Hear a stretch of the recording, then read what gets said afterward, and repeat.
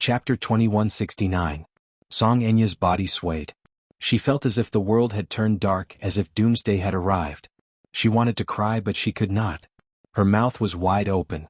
Her shocked and dazed expression made her look as comical as a clown's, yet it was also filled with destructive despair. She clenched her fists, trembling. Almost hysterically she cried out, "Impossible! It's impossible. I made sure that it was yours. That's why I went through with the operation. How could you have the chance to swap it? How could he have detected her actions? She had clearly done a very thorough job of keeping it a secret. How did he find out? Impossible?" Muyaja's lips curled into a nonchalant smile as he lazily leaned back on the sofa, enjoying her despairing look. There was no sign of love on his face. Instead, it was a bone-deep disgust. "What kind of confidence do you have to think that you can hide from me and do such a despicable thing behind my back? Song Enya, it's time for you to wake up. If you continue to be so stubborn, you'll only make me hate you." The loathing in his eyes stung her in an instant. Song Enya stared at his piercing gaze. She felt as if all her bones had been smashed into smithereens. As if she had lost her mind, she kept muttering, "Impossible. Impossible." This man always had this kind of ability. With just a few words, he could beat her until she was riddled with scars and dripping with blood. "But, thank you for reminding me that there was still a hidden danger. So, while you were undergoing the artificial insemination, I sent Minyu to personally supervise you and order someone to destroy the evidence." With that, he coldly curled his lips into a nonchalant and elegant smile. "Isn't it time for you to wake up from your dream?" Song Enya bit her lower lip hard as she broke down and cried out loud. She was not just awake, she was already in pieces. How could this be? How could this be? The plan she had planned for so long was actually shattered by him so easily. In an instant, she fell from a high place to the bottom of the valley and was smashed to pieces. In a daze, she raised her head and saw Yun Shirshir's calm face. From the beginning to the end, she was so elegant and calm, as if she did not care about such a conversation. That's right. Right now, she was like a high and mighty princess who was doted on by Brother Mu. Brother Mu gave his all to build a tall castle for her to protect her in. No matter what she did, she would not be able to hurt her in the slightest. How much did she yearn for such doting? She also wanted to be a carefree princess and enjoy the love of her beloved man, but, "Isn't it time for you to wake up from your dream?" Muyaja's cold words were still ringing in his ears. Song Enya seemed to have gone mad all of a sudden as she stared fixedly into his eyes. Holding on to her last shred of hope, she demanded aggressively, "Brother Mu, I don't want you to take responsibility anymore. I really don't want you to take responsibility anymore. So, please tell me. Don't be so cruel. Tell me that the child in my stomach is yours, right? Is it because you hate him and want me to get rid of him that you said those words?" What he said just now was just to provoke her so that she would abort the child on her own accord. "Is that so?" Muyaja said coldly, "Stop joking." Chapter 2170. Stop joking. These 5 simple words once again plunged her into a state of despair. Song Enya slumped into the chair, her body on the verge of collapsing. She no longer had the strength to speak. Tears streamed down her face as she cried helplessly. "Boo-hoo. Why are you treating me so cruelly? I just want to be with you, even if it's in a lowly way. What did I do wrong?" Muyaja lit another cigarette and casually picked up the phone. Yun Shirshir glanced at him and suddenly felt that this man was really two-faced. There was a pregnant woman sitting in front of him, but he casually picked up a cigarette, lit it, and started smoking again. Actually, she had never seen him smoke so much. Was he doing it on purpose? He always had this kind of ability to disgust the people he hated a little. After all, she was not his woman, and the child in Song Enya's stomach was not his child. Naturally, there was no need for him to have any scruples.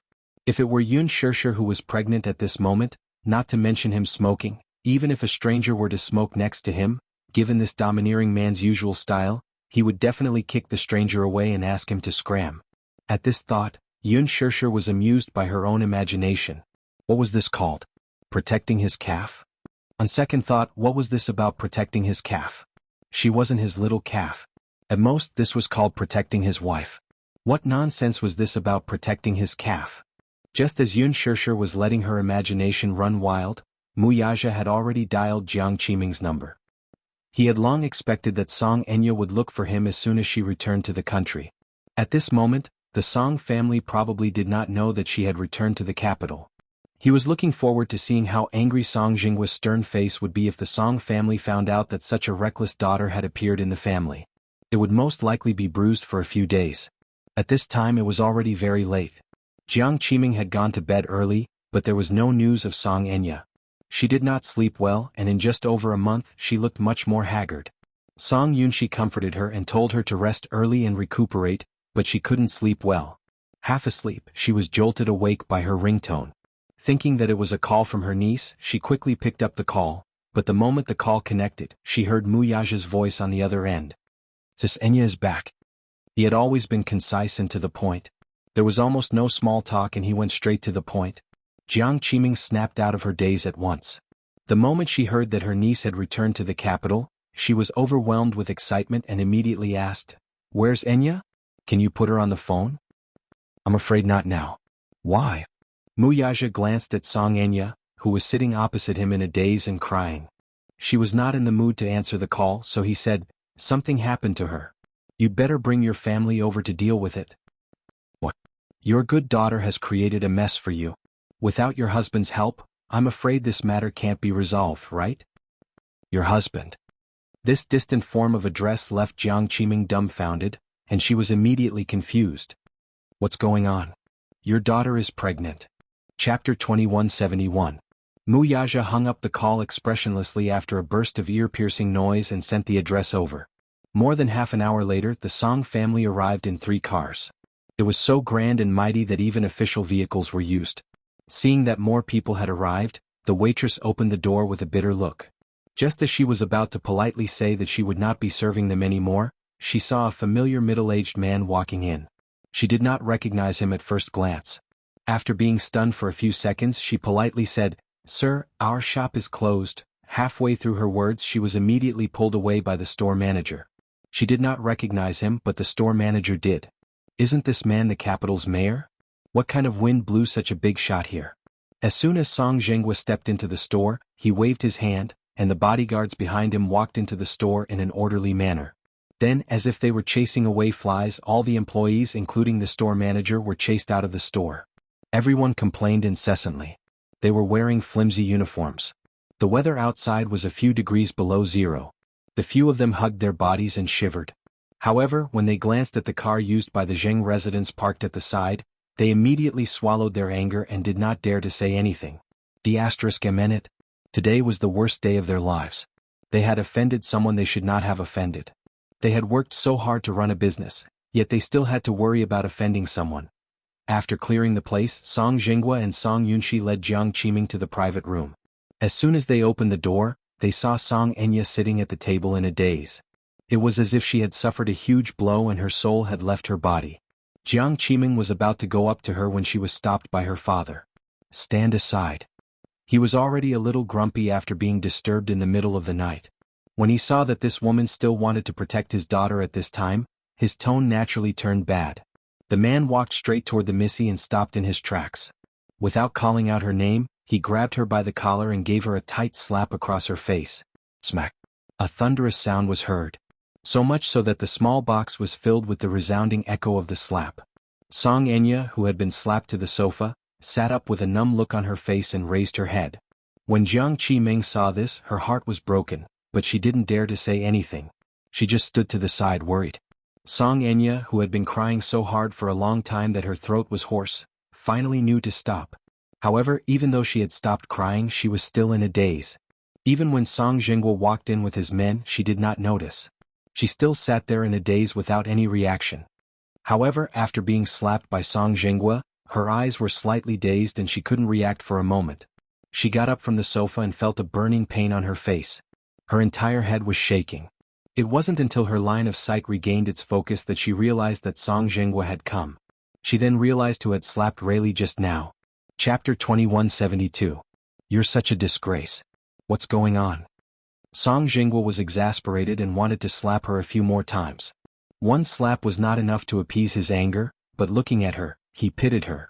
However, on second thought, Jiang Qiming said that she had returned to the capital, but she was carrying a child in her stomach. How could an unmarried girl from a prestigious family get pregnant before marriage? Most importantly, they still didn't know whose child this child belonged to. He did not know what this bastard daughter was thinking. She went missing for no reason and came back pregnant. Did she think that his life was not short enough and wanted to anger him to death? He was the mayor. Although he doted on his children, he had always been strict in educating them. If such a thing were to spread, not only would it be offensive to public morals, but it would also affect his status. He was going to run for re-election next year, and he was aiming for a high position. Now she had inexplicably caused him to lose his life. How could he smooth things over? Song Yunshi did not dare to interrupt, but Jiang Qiming could not help but feel sorry for her daughter when she saw that the situation was getting out of hand. "Jinghua, let's talk this out," she said in an exasperated tone. "Shut up." Song Jinghua was already filled with anger, and Jiang Qiming's recklessness was undoubtedly an act of ignorance. He turned around and did not care that there were outsiders present. He reprimanded her fiercely, "If you keep talking, I'll teach you a lesson too. You even said, 'Let's talk things over.' If you hadn't spoiled her and let her do whatever she wanted, would she have done such a ridiculous thing?" Jiang Qiming's eyes reddened at his words. She was already worried to begin with, and now that she was reprimanded in front of outsiders, she felt that she had lost all face. She covered her face sadly and turned to the side. When Song Yunshi saw this, she also blamed Jiang Qiming for being nosy. Seeing that her daughter was being reprimanded by Song Jinghua, she felt sorry for her and immediately comforted her in a low voice. "Mom, we're outside. You're a woman, so don't interrupt. You have to give Dad face. Don't interrupt what your father is saying. What's the matter? Can't we talk at home? Aren't you making things difficult for Dad?" When Jiang Qiming heard this, she could only suppress the grievance and sadness in her heart. She nodded helplessly, but her eyes were wet. When Song Enya saw how angry her father was, she cried even louder in fear and trepidation. She had always been in awe of Song Jinghua. This father of hers was usually gentle, but once he got angry he was extremely terrifying. "What right do you have to cry here? Tell me, how did the child in your stomach come to be?" At such a young age she didn't have any self-respect at all. She was pregnant and all she knew was to cry when she came back? Now you look so pitiful. What were you doing before? Song Enya's eyes became even more swollen after the stern reprimand. From the beginning to the end, Song Jinghua did not even look Mu Yaja in the eye. Mu Yaja sneered inwardly.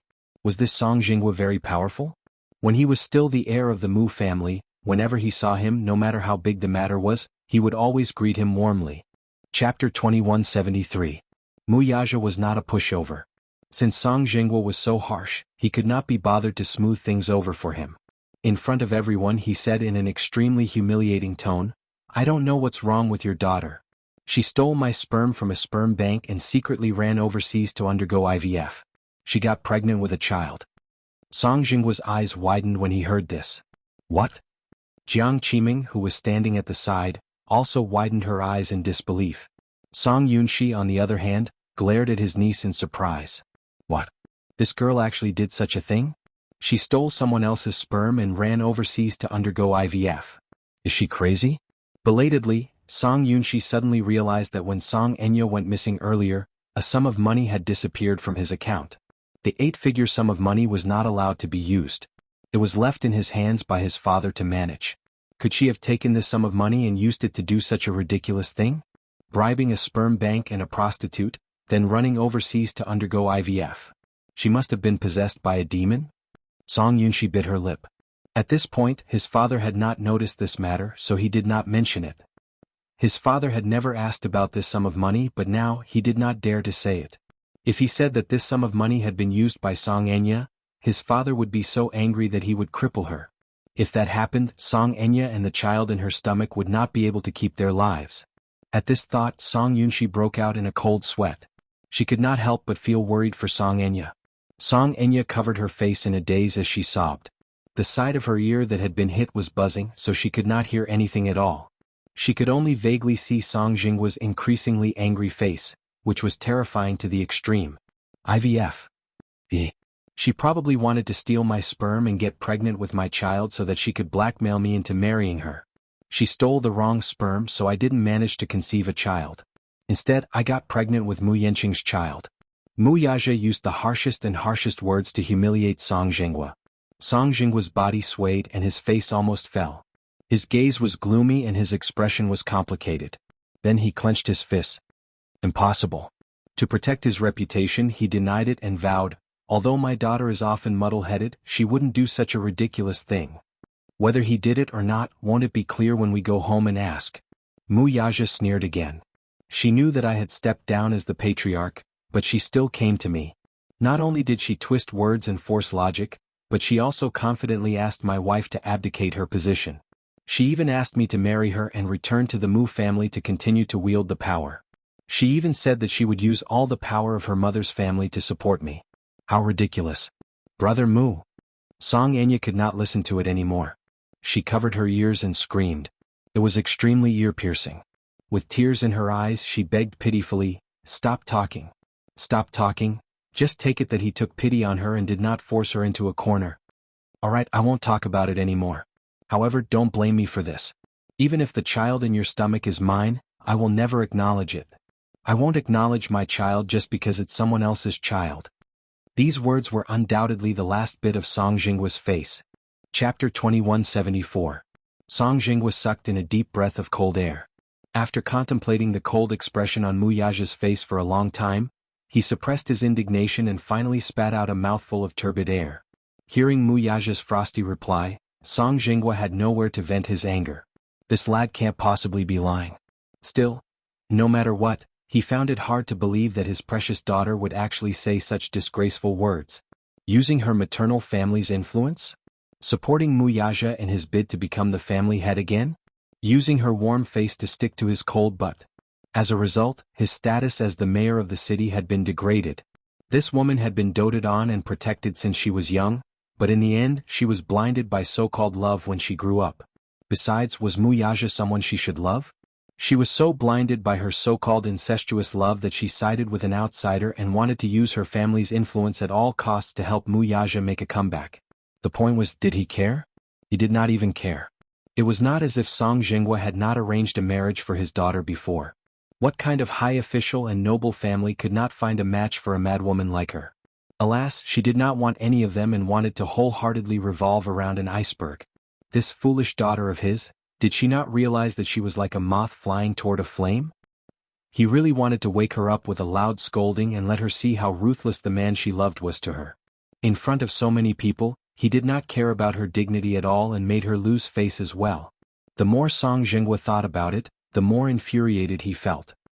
He really wanted to slap his niece a few more times, but when he saw her bleak and dejected expression as well as her eyes staring blankly at her knees, he could not help but feel that she was extremely pitiful. He could not bear to see her like this, so he swallowed the vicious words that were about to come out of his mouth. Forget it. He suppressed his displeasure, but he still had to maintain his poise and bearing. Hence, he waved his hand and ordered, "Let's go home." Song Enya's eyes widened when she heard her father instructing, "Yunshi, help your sister into the car and go home." Upon hearing this, Song Enya burst into tears again. Song Jinghua immediately scolded, "What are you crying for?" "I'm too ashamed to go back." She shook her head in despair and sorrow. For the sake of this plan, she had put in all her effort and even sacrificed her family's interests, all for a petty and far-fetched reason to stay by his side. It didn't matter if he couldn't see the light as long as he could stay by her side. But now she had seen Wuxia's attitude towards her with her own eyes. It could be said that she had completely given up. He had completely given up on Chu Yang. Originally she was unwilling to give up on this man. She had tried her best to get closer to him again and again, but now she realized that everything she had done was in vain. At this moment she no longer had any thoughts about him. The moth threw itself into the fire without hesitation and was burned to ashes in the end, dying a tragic death. And now wasn't she just like that moth, burned and scarred by the raging flames? She no longer had the face to return to that home. I can't go back. Everything can't go back. The past with Brother Mu and everything with the Song family can't go back. Chapter 2175. Song Enya's mental breakdown broke Jiang Qiming's heart.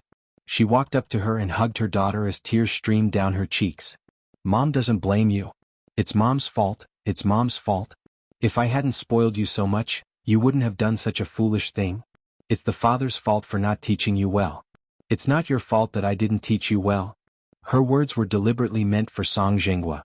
The reason why she said this was mainly because she did not want him to put all the blame on Song Enya. She was already covered in scars this time.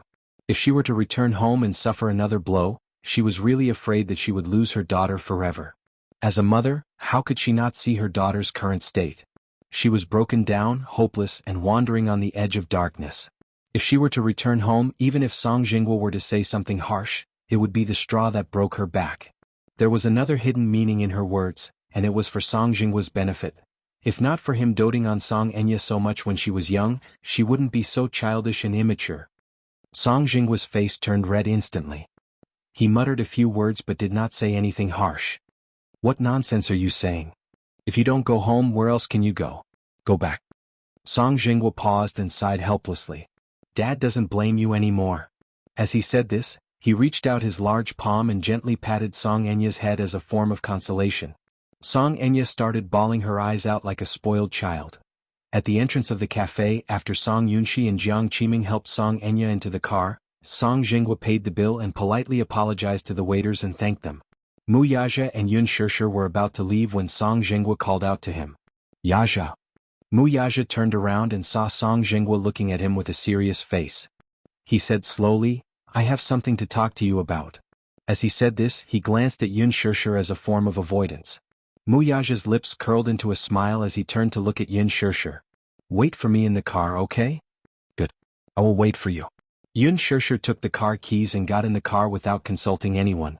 Song Jinghua got into another car with him. As soon as the door was closed, Mu Yazha's face turned cold. She didn't even need to think about what she wanted to say to him behind closed doors. Dirty linen should not be aired in public. Song Jinghua, this sanctimonious but cunning old man, must want to discuss some conditions with him. Song Jinghua sized him up a few times, but he was secretly shocked. As for this kid, he was extremely shocked when he heard the news of his resignation the night before yesterday. This was too sudden. What was even more unexpected was that this kid, who had always been a black-bellied ambitious person, actually took the initiative to give up the position of the Mujia's patriarch. He really could not figure it out. However, at this moment, he looked at the man in front of him, who was leisurely leaning against the window with a cold expression. Even if he was no longer the glorious head of the family, it could not diminish the emperor's aura that he constantly exuded. Song Jinghua said slowly, I heard that you resigned from the position of the family head. Heard? Chapter 2176. Song Jinghua must have found out that he was no longer the head of the Mu family. However, what he did not find out was, even if he had left the Mu family, it was only temporary. Song Jinghua was stunned. Since Mu Yazha had taken the initiative to shed all pretense of cordiality, he did not bother with pleasantries and went straight to the point. My daughter's situation this time is all thanks to you. However, I'm a reasonable person. She only has herself to blame for ending up in such a state. On account of your sibling relationship with Jiang Qiming, I won't pursue this matter with you. In other words, he was implying that he and Song Enya were equally responsible for this matter after leaving the Mu family and falling into dire straits. On account of their relationship, he would not take nothing from him. His words and attitude were all high and mighty. However, Mu Yazha did not fall for it. He sneered and said, Song Jinghua, don't think that I'm a pitiful worm that can be trampled on by anyone just because I'm no longer the head of the Mu family. The Mu family has been in power for so long, and the power in its hands is definitely not the same as the Mu family's. The fact that I'm able to reach such a stage and now that I'm giving it all up, it can only mean that I don't care about all of this. To put it bluntly, I don't need you to deliberately show mercy and show mercy. Let me give you a piece of advice. Don't put yourself on such a high pedestal. I'm not the one who caused your daughter to end up like this. To put it bluntly, your daughter's current state is troubling me. When Enya was young, I used to think that she was obedient and lovely, but now, she makes me feel disgusted and disgusted. His words gave Song Jinghua a wake-up call. How could that be? Even if Mu Yazha was no longer the head of the Mu family, he was definitely not a pitiful worm that could be trampled on by others. After all, he had offended many enemies when he was still in power. If he did not have absolute confidence, he would not have stepped down from his position and put himself in a passive position. This could only mean that this fellow still had a few trump cards that he had yet to play. At this thought, Song Jinghua's arrogance and haughtiness finally subsided a little. He nodded and smiled. All right. It's my fault. I was too harsh with my words. Mu Yazha coldly snorted, his expression arrogant. When Song Jinghua saw this, he couldn't help but be glad that he had 2 holes in his nostrils. If he didn't have these 2 holes, he would definitely be angered to the point of hypoxia. He gritted his teeth and suppressed his urge. Suddenly he made a request. Yazha, there's something you must promise me. No matter what Enya has done to bother you, I will definitely keep an eye on her in the future and never let her do such foolish things again. However, regarding today's matter, as the saying goes, don't wash your dirty linen in public. Enya got pregnant out of wedlock and secretly went abroad for artificial insemination. Keep it a secret for now and don't spread the news. Until I come up with a plan, I hope you will keep your mouth shut. Oh. Mu Yaja had long expected such a request from him. Song Jingwa was a man who cared a lot about his reputation. Given his niece's behavior, it was nothing more than a disgrace to the family's reputation. If she alarmed that powerful old man in the Song family, he would most likely chase her out in a fit of rage. Chapter 2177. Although Song Jingwa scolded Song Enya harshly on the surface, deep down he was still concerned about his daughter's reputation. Perhaps he was more concerned about his own reputation. You want me to keep your secret? He nodded guiltily. Sure, but I have a condition. A condition? Song Jingwa's face lit up with joy. It was naturally a good thing that he was willing to raise a condition. He was just afraid that his attitude would be firm and leave no room for negotiation. If he raised a condition, there would naturally be room for negotiation. Fine. Tell me, what is it? If you ask someone to keep a secret, you'll have to pay hush money, right? What do you think of 10 million yuan? Mu Yaja could always think of an extreme way to disgust others. Song Jingwa was so disgusted that his eyeballs almost popped out. 10 million yuan? Where was he going to get such a sum of money? Although he was in a high position and had trusted aides around him in business, he could not have any assets under his name, but there were people in his family who took resources from him to invest. However, he really did not know where he could get 10 million yuan in such a short time. Although he was not as incorruptible as everyone praised him, he was definitely not that corrupt to the point where he could casually take out so much money. So much money? He sighed with a conflicted expression. You can't afford it? Mu Yaja smiled, knowing that he could not afford it. It's fine. If you can't afford 10 million yuan, you can use something else. What do you mean? I heard that the land in Xincheng will be auctioned off by you soon.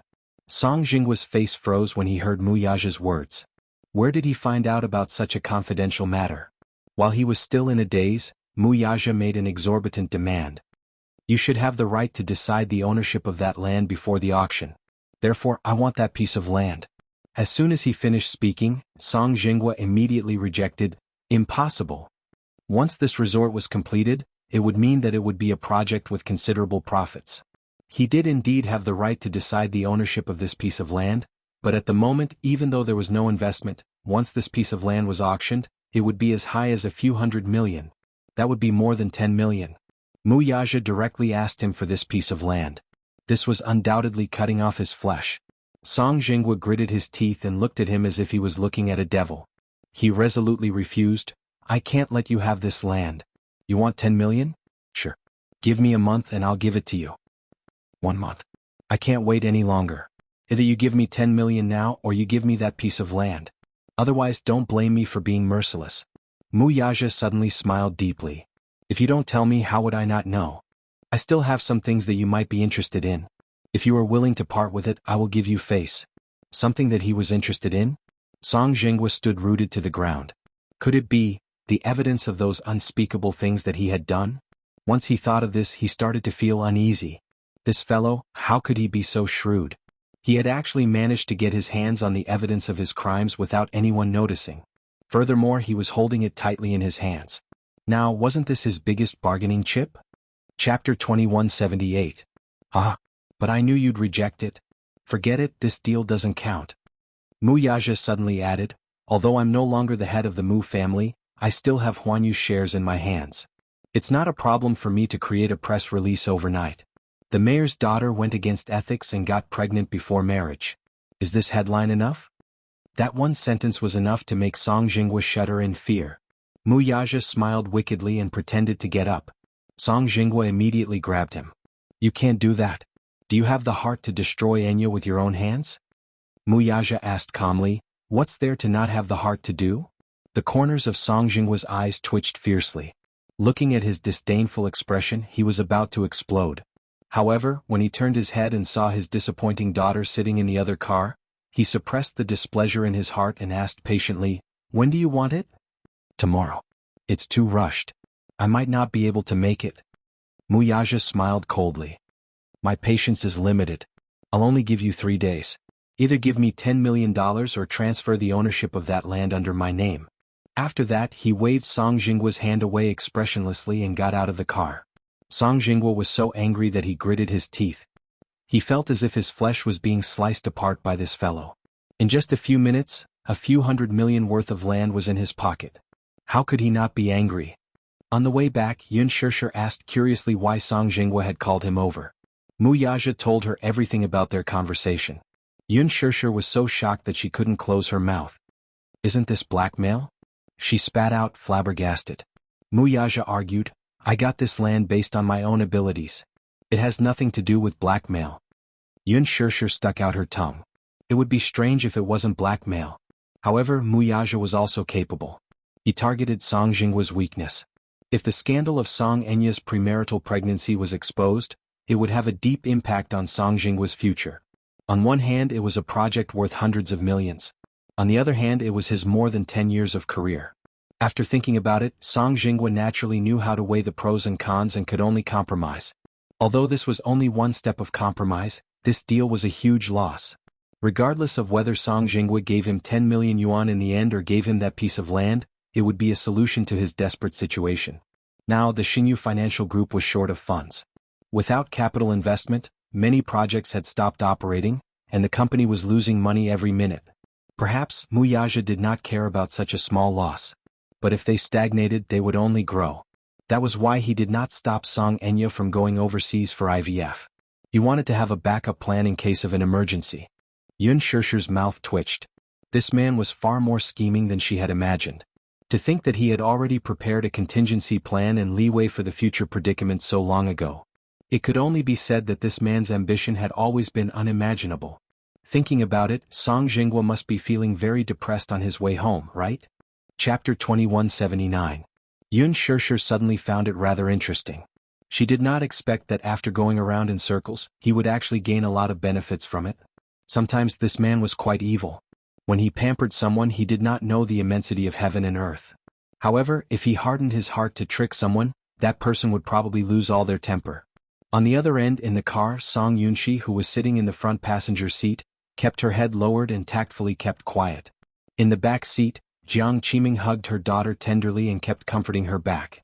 Song Jingwa, who was sitting beside her, was so angry that his face was ashen. His pair of fierce and sharp eyes stared straight ahead, and his whole person exuded an aura of an impending storm. The temporary silence in the car was more like the calm before the storm. Jiang Qiming carefully glanced at Song Jingwa's side profile. In fact, she really wanted to know what the two of them were talking about that caused Song Jingwa's expression to be so unsightly. However, due to his unsightly expression, she could not muster up the courage to ask. However, after a long silence, she finally could not hold it in any more. After weighing the pros and cons, she cautiously asked, "What did you and Yaja talk about? You're not allowed to mention that jerk's name in front of me again." Song Jingwa interrupted her in a thunderous rage. Jiang Qiming was shocked by his terrifying tone. She stared at him with widened eyes, seemingly unable to understand where his anger came from. However, seeing how angry he was, she did not dare to pursue the matter and tactfully kept her mouth shut. However, just because she did not ask, it did not mean that he would not talk about it anymore. He was full of anger and could not find a place to vent it. Her question naturally gave him an opportunity to vent. She saw him turn his flushed face abruptly, stared into her eyes and roared furiously, "That good brother of yours is really arrogant. I tried my best to persuade him to keep his mouth shut about Enya's matter on account of our family's many years of friendship. Guess what he said though?" Jiang Qiming shook her head blankly and asked in surprise, "What did he say?" At the mention of Mu Yaja, Song Enya, who was originally in a daze, finally regained some vitality. Her empty eyes also regained some focus. Song Yunshi, who was sitting in the front passenger seat, also pricked up her ears curiously. "He said that if you want him to keep the secret, you have to give him a sum of hush money." The moment Song Jingwa finished speaking, Jiang Qiming shook her head in disbelief. "Impossible. Yaja is never that kind of person. Ah, you underestimate him too much. Now, he's no longer the Mujia's lord, he's relieved of his heavy responsibility. What's the difference between him and a waste? Now, because of your disappointing daughter, he has a chance to make a fuss." "What did he say?" "He said he wanted me to give him 10 million. Otherwise, he would use the media outlets under him to publicize this matter. He really had a good plan. I have no choice but to give you the money. But he was really capable of saying 10 million. Don't you think that this kid is asking for too much? Chapter 2180. How can we come up with 10 million yuan in such a short time? Jiang Qiming muttered anxiously. At the same time, she was extremely disappointed in Mu Yaja. How could this brat make such a shocking request? 10 million yuan. Even Song Yunshi was dumbfounded. Song Enya, on the other hand, could not help but shudder when she heard this. Why did Brother Mu suddenly become so ruthless? Could it be that he really did not have any leeway for her? 10 million yuan, she suddenly felt suffocated. Before she left the country, she had secretly transferred a sum of money from Song Yunshi's bank account. That sum of money was still empty like a black hole. If she had not done such a foolish thing, she would still be able to fork out 10 million yuan. However, if she had not staked everything on this one throw and allowed that man to take advantage of her, the entire Song family would not be in such a passive state now. Does Dad know about this? Song Enya's face turned ashen. She was worried that if her father found out that she had moved this sum of money and squandered it all for the sake of IVF, would he be so angry that he would strangle her to death? At the thought of this, Song Enya trembled in fear. Jiang Qiming's mind was full of this matter, so she did not notice her daughter's abnormality for a while. She only comforted her. Zhenghua, don't worry. I'll talk to him later. On account of our sibling relationship, he won't be so ruthless. Forget it. Song Zhenghua snorted disdainfully. He has nothing now. What are you talking to him about? Sibling relationship? I think this lad has already fallen into the devil's path. He doesn't want to be the family head and actually gives up everything for a woman. Now, you're still hoping that he will acknowledge you as his sister. He doesn't care about his family now. If you talk to him, you'll only fall into his trap. After a pause, he snorted coldly with a gloomy gaze. We can choose not to give him the 10 million yuan, but he has another condition. I have a piece of golden land in my hands now, and he wants me to use my authority to give it to him for free. When Song Yunshi heard this, she immediately asked nervously, is it the land in the new city? Song Zhenghua pulled a long face and didn't say anything. Song Yunshi's heart skipped a beat. Seeing that her father didn't reject it immediately, she thought that Mu Yaja must have made such a request. Tears streamed down Song Enya's face at once. She knew very well that if her father were to give this piece of land to Brother Mu for free, it would not be a matter of 10 million yuan. This piece of land was priceless. It would bring about a series of unprecedented economic benefits, and the far-reaching impact of this bidding case on his father's position was immeasurable. If everything went smoothly, it would be an unimaginable help to her father in the future. Song Yunshi asked worriedly, Dad, are you really going to cede this land to him? What else can we do? Could it be that he could only watch as the Song family scandal was blown all over the city by this brat? I can't afford to lose face, and neither can the Song family. Your grandfather is already old, so he can't afford to lose face. Mu Yaja knew how to grasp a person's weakness. Chapter 2181. Song Zhenghua suddenly closed his eyes and exhaled a mouthful of turbid air. However, he suddenly thought of something and opened his eyelids. He looked at Song Yunshi with bright eyes and asked, Didn't I ask you to temporarily keep a bank account for me? Before he could finish his words, Song Yunshi's mind went blank with a bang. Even Song Enya's face turned ghastly pale at once. Song Zhenghua did not notice the tacit change on the siblings' faces at all. He was focused on investigating the money in the bank account. He recalled for a moment and said in a deep voice, I remember that there's more than 20 million in that account. Like a drowning man adrift at sea, he leaned forward and asked covetously, Hurry up and write a check tomorrow. Do it early in the morning. Dad? Song Yunshi lowered her head with a pale face, not daring to make a sound. Her conflicted expression seemed to indicate that she was feeling extremely guilty and wanted to hide something in a hurry, but she could not say a word for a long time. Song Enya sized up Song Yunshi and furrowed her brows worriedly. However, she gripped her skirt uneasily and bit her red lips tightly. She bit so hard that her originally pale lips were filled with blood, as if they were about to bleed. Song Zhenghua, on the other hand, was extremely sharp. He could tell at a glance that Song Yunshi seemed to be feeling guilty about something and could not help but be a little suspicious. Where did that money go? Don't tell me that I asked you to keep it and you squandered it on your own. Song Zhenghua could not help but suspect in this direction. His voice became increasingly gloomy and sharp, and there was a sense of suffocation in it. Song Yunshi clenched her fists but did not say a word. He had been carefully managing this account, but the only oversight was fatal. He had guarded against everyone but not the mole. Song Enya, on the other hand, was the mole in the family. Song Enya sized up Song Yunxi's conflicted expression. She knew that Yunxi was protecting her and was unwilling to betray her.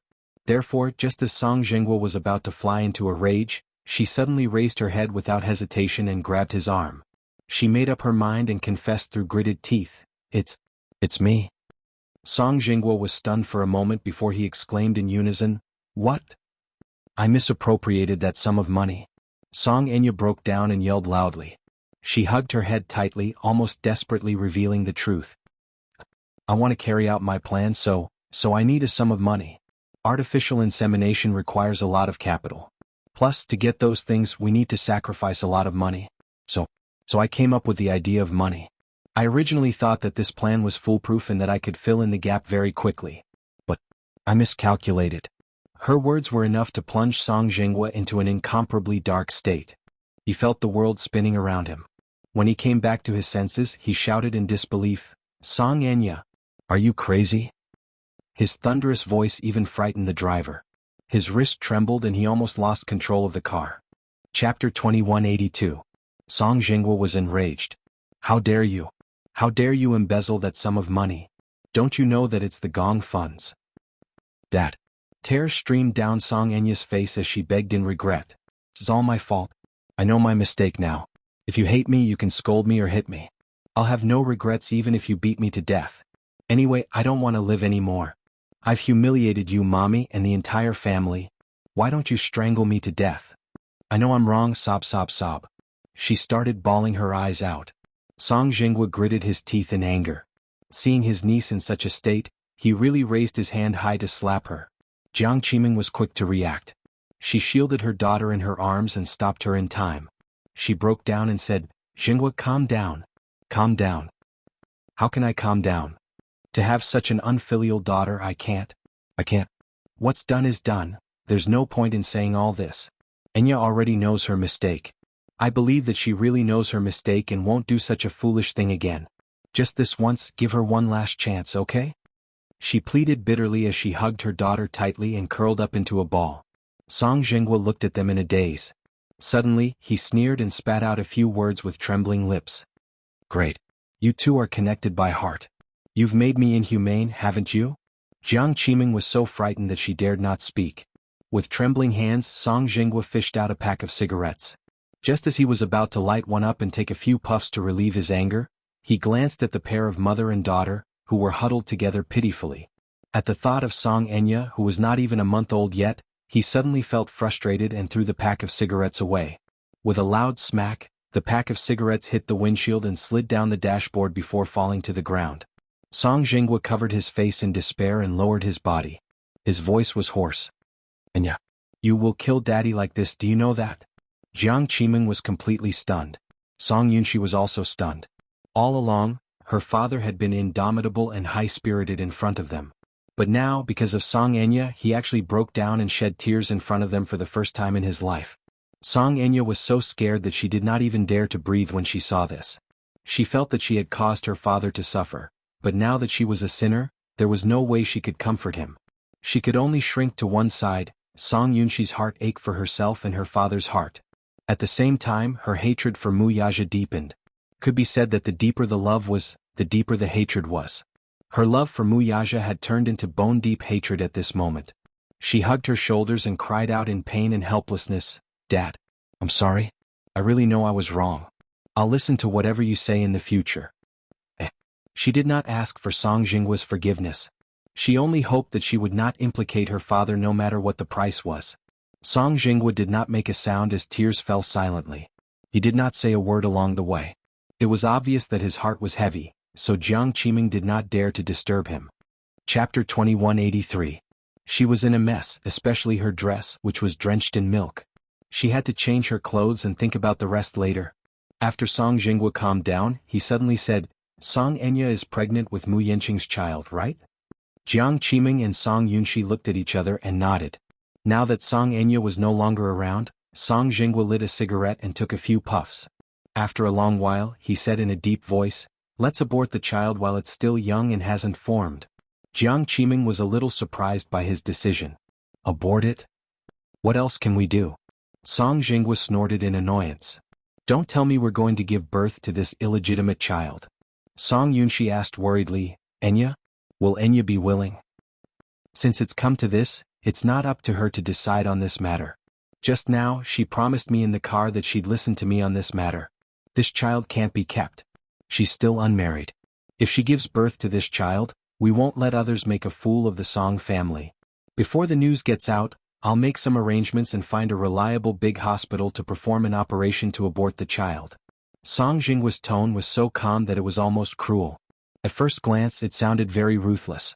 However, only Song Yunshi could tell that her father's tone was filled with restraint and regret. He was enduring his heartache and forcing himself to be so resolute.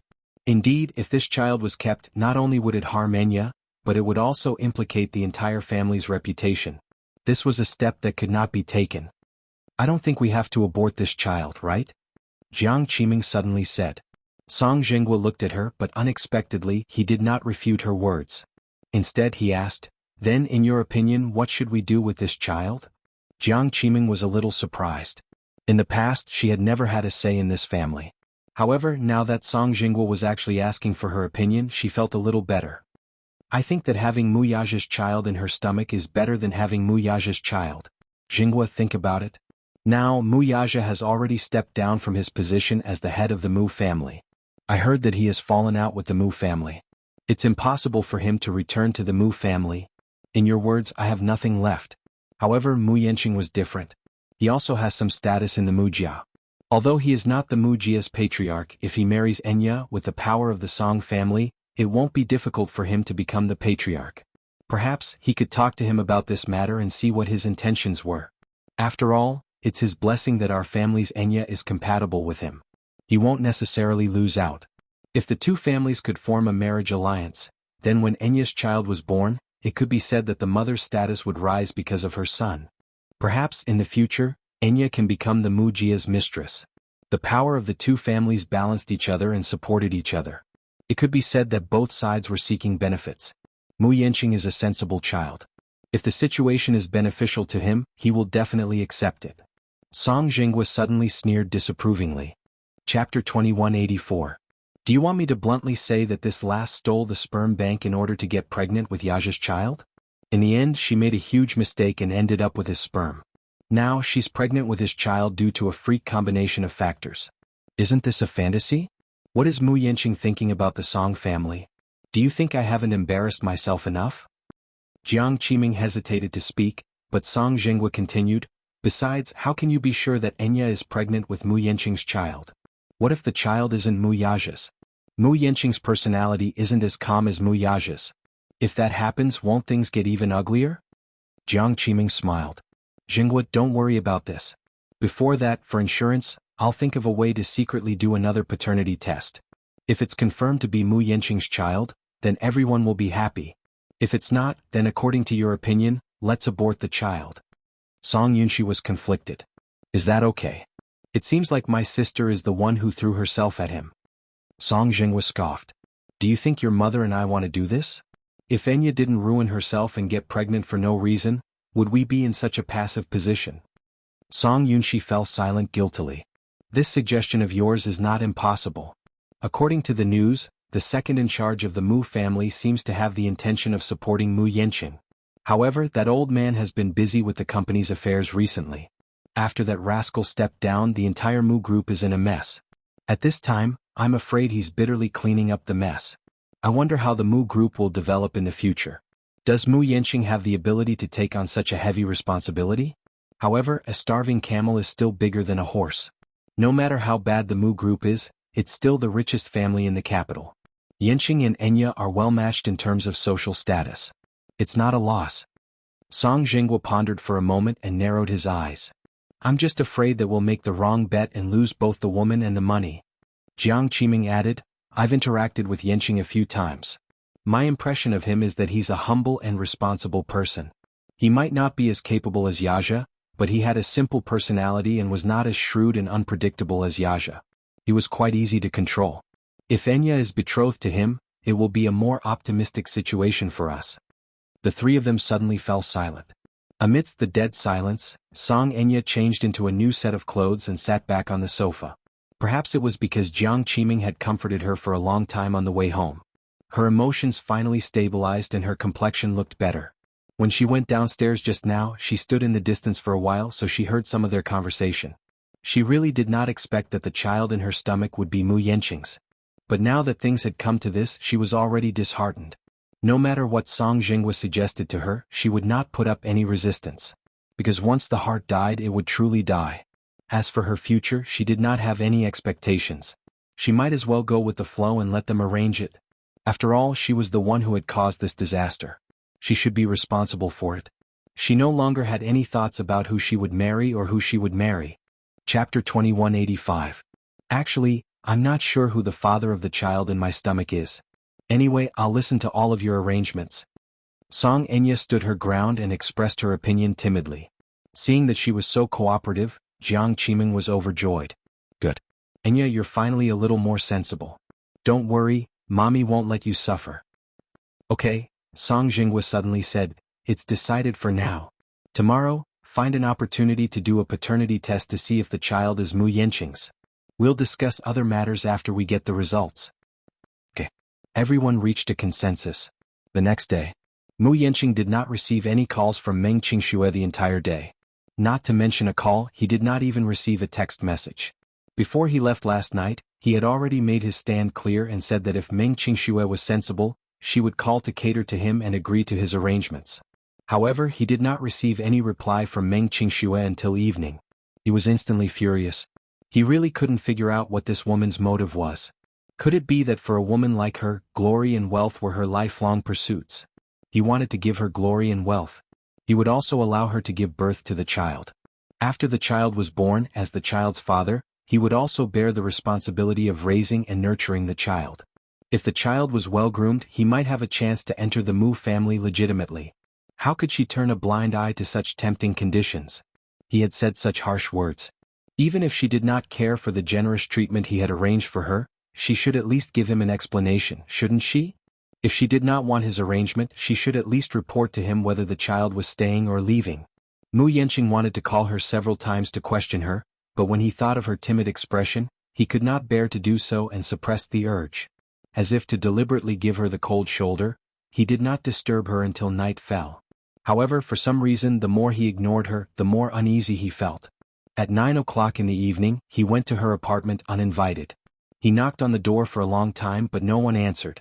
Just as he suspected that something had happened to her and was about to dial her number, the door suddenly opened. Meng Qingshue's haggard and gloomy face entered his sight. However, upon seeing his arrival, she wasn't as happy as before, nor did she look surprised. She only said coldly, "You're here." These 3 words were neither cold nor warm, and they served to accentuate her indifferent attitude. The man fumed. "You didn't call me the whole day. What does that mean? Didn't you say that if there's nothing important, I shouldn't disturb you?" She asked curiously, but it made him fall silent. He was speechless and embarrassed. He had indeed said such words, but right now, he hated her thoughtfulness and gentleness. Like an unreasonable child, he shouted at her, "I told you not to disturb me and you didn't even call me? How ridiculous." Meng Qingshue's face turned even paler. What, wasn't he the one who was being ridiculous? "Let me in," he ordered matter-of-factly. Chapter 2186. After he walked in, Meng Qingxue stood at the door in a daze for a long time before she closed the door desolately. Mu Yanqing's sudden arrival gave her a great shock. She originally thought that this man must be angry with her, so he would not set foot here for a while. However, after not contacting him for a day, this man came to her door in a hurry at night. What is he doing? Why is he in such a hurry? Did the Mu family give him an ultimatum to clean up all the love affairs he had caused outside? Meng Qingxue caressed her lower abdomen worriedly, her heart aching terribly. If I had known, I wouldn't have told him. If she had known that he wouldn't marry her, she would have been fully prepared from the beginning. Even though this child was an accident, even if she was pregnant, she couldn't bear to abort it, so she shouldn't have been in such a hurry to tell him. At least, at such a time, even if he had declared that he would not marry her, she could have left him with dignity and dignity. She could have left quietly with the child in her stomach and not been as passive as she was now. This time he seemed to be very stubborn. Could it be that he's planning to tie me up for an abortion? At the thought of this, Meng Qingshua's face turned even uglier. As soon as Mu Yanqing walked in, he saw the fragrant noodles on the table. It was a bucket of instant noodles. It looked like it had just been cooked, for it was still steaming hot. However, if it were Yangcha noodles it would be fine. This bucket of instant noodles was sold at a convenience store for 4 yuan a bucket. It was just a very simple instant noodles with no nutrition at all. Was she going to eat this for dinner? Mu Yanqing was inexplicably angry. He pointed at the noodles on the table and said angrily, "You're going to eat this? Since you're pregnant you should eat some. How can you keep up with the nutrition if you only eat instant noodles? What has it got to do with you?" Mu Yanqing said coldly, "Don't I transfer money to your account every month? If you don't use this money to buy some nutrition and supplements, how can you raise the child well if you only eat instant noodles?" Pausing for a moment, he turned around and was about to reprimand her when he saw Meng Qingshuo standing behind him in silence. She bit her lower lip hard, her eyes brimming with tears. No matter how hard she tried to hold it in, her tears became more and more turbulent. One drop after another fell down her cheeks. Her pitiful look. Mu Yanqing was stunned at once. When he came back to his senses, he saw her trying to hold back her tears. Feeling impatient, he yelled at her, "Why are you crying for no reason?" Meng Qingshuo did not answer him. Instead, she asked righteously, "What are you doing here for no reason?" Mu Yanqing was momentarily speechless and did not know how to answer her. Suddenly, he realized how sharp her attitude was and instantly felt somewhat displeased. "Why can't I be here? I rented this apartment. Since I rented it, it's my territory. What's wrong with me coming to my own territory?" Meng Qingshuo sneered. With tears in her eyes, she raised her head stubbornly and said, "Mu Yanqing, I've already returned the apartment you rented for me previously. I earned this apartment with the money I earned from my part-time job. This is where I live, not your territory. You can't come and go as you please." Chapter 2187. This woman was actually fighting with him in all seriousness. Mu Yanqing was instantly enraged. Hence, like a stubborn and willful child, he gritted his teeth and said, "I bought the diamond and necklace you're wearing, didn't I? I also got someone to get your phone made for you, didn't I? Let's not talk about the other things in this house. Even you are mine. I've engraved a seal on your body, and the child in your stomach is also mine." Meng Qingshuo flew into a rage out of humiliation. Her eyes were red as she hysterically tried to stop him from continuing. Mu Yanqing. However, Mu Yanqing ignored her and her pair of red and swollen eyes as he declared arrogantly, "I even accompanied you to the mall to buy the clothes you're wearing. Tell me, other than this rental house, what else do you have that belongs to you?" Meng Qingshuo bit her lower lip hard as she stared at him in a daze. She was so sad that she broke into a smile. Then, right in front of him, she grabbed the ends of her clothes with both hands. Almost immediately, she deftly took them off and threw them at his face as she screamed at the top of her lungs, "I'm returning them to you. I'm returning everything to you. All right." Mu Yanqing was stunned by her outburst and was momentarily at a loss as to what to do. Meng Qingshuo was only wearing a piece of underwear. Apart from taking off her dress and throwing it at him, she also took off the diamond studs in her ears, the crystal necklace and the diamond anklet and threw them all at him. Finally, he saw her suddenly turn around and walk toward the bedroom. Mu Yanqing grabbed her dress and chased after her, only to see her rummaging through the drawers and drawers. Finally, she found some expensive jewelry that he had given her in the past in a few dressing boxes. Most of them were expensive and she had been keeping them safe all this while. She could not even bear to wear them, but now she found them all and threw them all on the bed. "What are you doing?" Mu Yanqing reprimanded. Meng Qingshuo on the other hand seemed to be deaf. In the end she took out a passbook, a few credit cards, and a Hermes bag that Mu Yanqing had given her for her birthday last year. She threw everything on the bed. Meng Qingshuo suddenly raised her head and stood in front of him. She forced herself to be more elegant and free, like a proud queen. She suddenly said, "I'll return everything to you. Whether it's the passbook, the credit card, the diamonds, the jewelry, or the branded bag you gave me, I'll return everything to you. From now on, let's cut off all ties. Please don't bother me anymore." "You. What nonsense are you talking about?" "I'm not talking nonsense. I'm serious. Because I've had enough.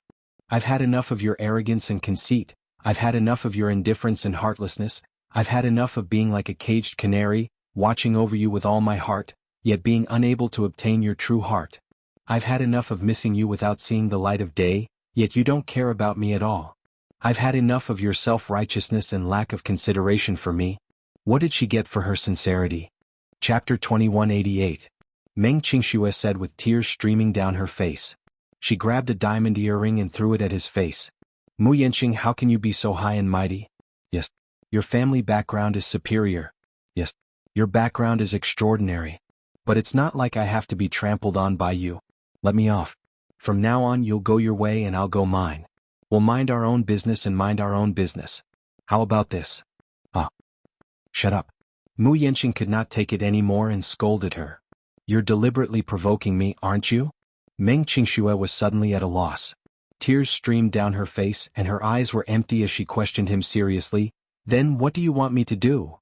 Mu Yanqing walked over and held her shoulders as he said domineeringly, Meng Qingxue, as long as you know what's good for you, you'd better take back your words and accept my arrangements obediently. Isn't that good? Don't you want to be with me? We can be together for the rest of our lives. If you become my woman, I'll give you the glory and wealth that others can only dream of. You can be like a rich madam, wear the prettiest clothes, wear the most expensive jewelry, and buy the most branded bags. I'll do everything for you. Meng Qingxue suddenly mocked him coldly, but you can't give me a status. Mu Yanqing was stunned for a moment before he suddenly said in disgust and suspicion, Meng Qingxue, I'm warning you. Don't go overboard. Don't be too greedy. Greedy? Meng Qingxue laughed out loud as if she had heard an inexplicably funny joke. Perhaps it was too funny that she laughed so hard that she teared up. She rubbed her eyes, and this sad laughter instantly turned into sobs as she sobbed. Yes, I'm greedy. I just want to be your rightful wife. I want to stand by your side openly one day. Even if I don't wear the most branded clothes or carry the most expensive bags, I'll still feel gratified and happy. This kind of thinking may be a little too extravagant for you, Mu Yanqing. You're really generous. You can give me endless glory and wealth, but you're stingy with even a basic status. I really don't know if this is something to be happy about or to find it laughable. Why are you so stubborn? Mu Yanqing hated her stubbornness. He held her shoulders tightly and forced her to sit by the bed. He then said seriously, Do you know how long I've worked for this day? My second uncle said he's decided to help me, but before that, I have to agree to one condition. First, I have to cooperate with him. My power and status aren't that stable yet. If I want to sit on the patriarch's seat, I'm still a little lacking. If I were to marry a young lady from a big family, then it would definitely be an advantage for me. Why don't you use us? Tears streamed down Meng Qingxue's face as she said, Yanqing, I love you. Even if you have nothing, I'll always be by your side and never leave you. I only want you. I don't care about the glory and wealth. I only want to be with you. Mu Yanqing was moved by her words. No matter who he was, his heart would soften at her words. Chapter 2189. However, even if he was touched by Meng Qingxue's unswerving devotion, he would never give up the fight for the family head position because of this. He had waited for this day for too long. Now that he had such an opportunity, how could he give it up so easily? It was not easy for him to drag Mu Yaja down from his position. If he gave up just like that, wouldn't he be paving the way for someone else? At the thought of this, Mu Yanqing regained his rationality and flung her hand away. Impossible. I can't give up just like that. Then, let's break up. Meng Qingxue suddenly suggested. Mu Yanqing turned around in surprise. He didn't expect that this woman would be so magnanimous and even break up with him before he did. He also didn't expect that this woman, who had always loved him with all her heart, would let him go just like that, without any reluctance at all. You want to break up with me? Don't worry, I don't want any compensation from you. Even if it's a breakup fee, I'll return everything you've given me.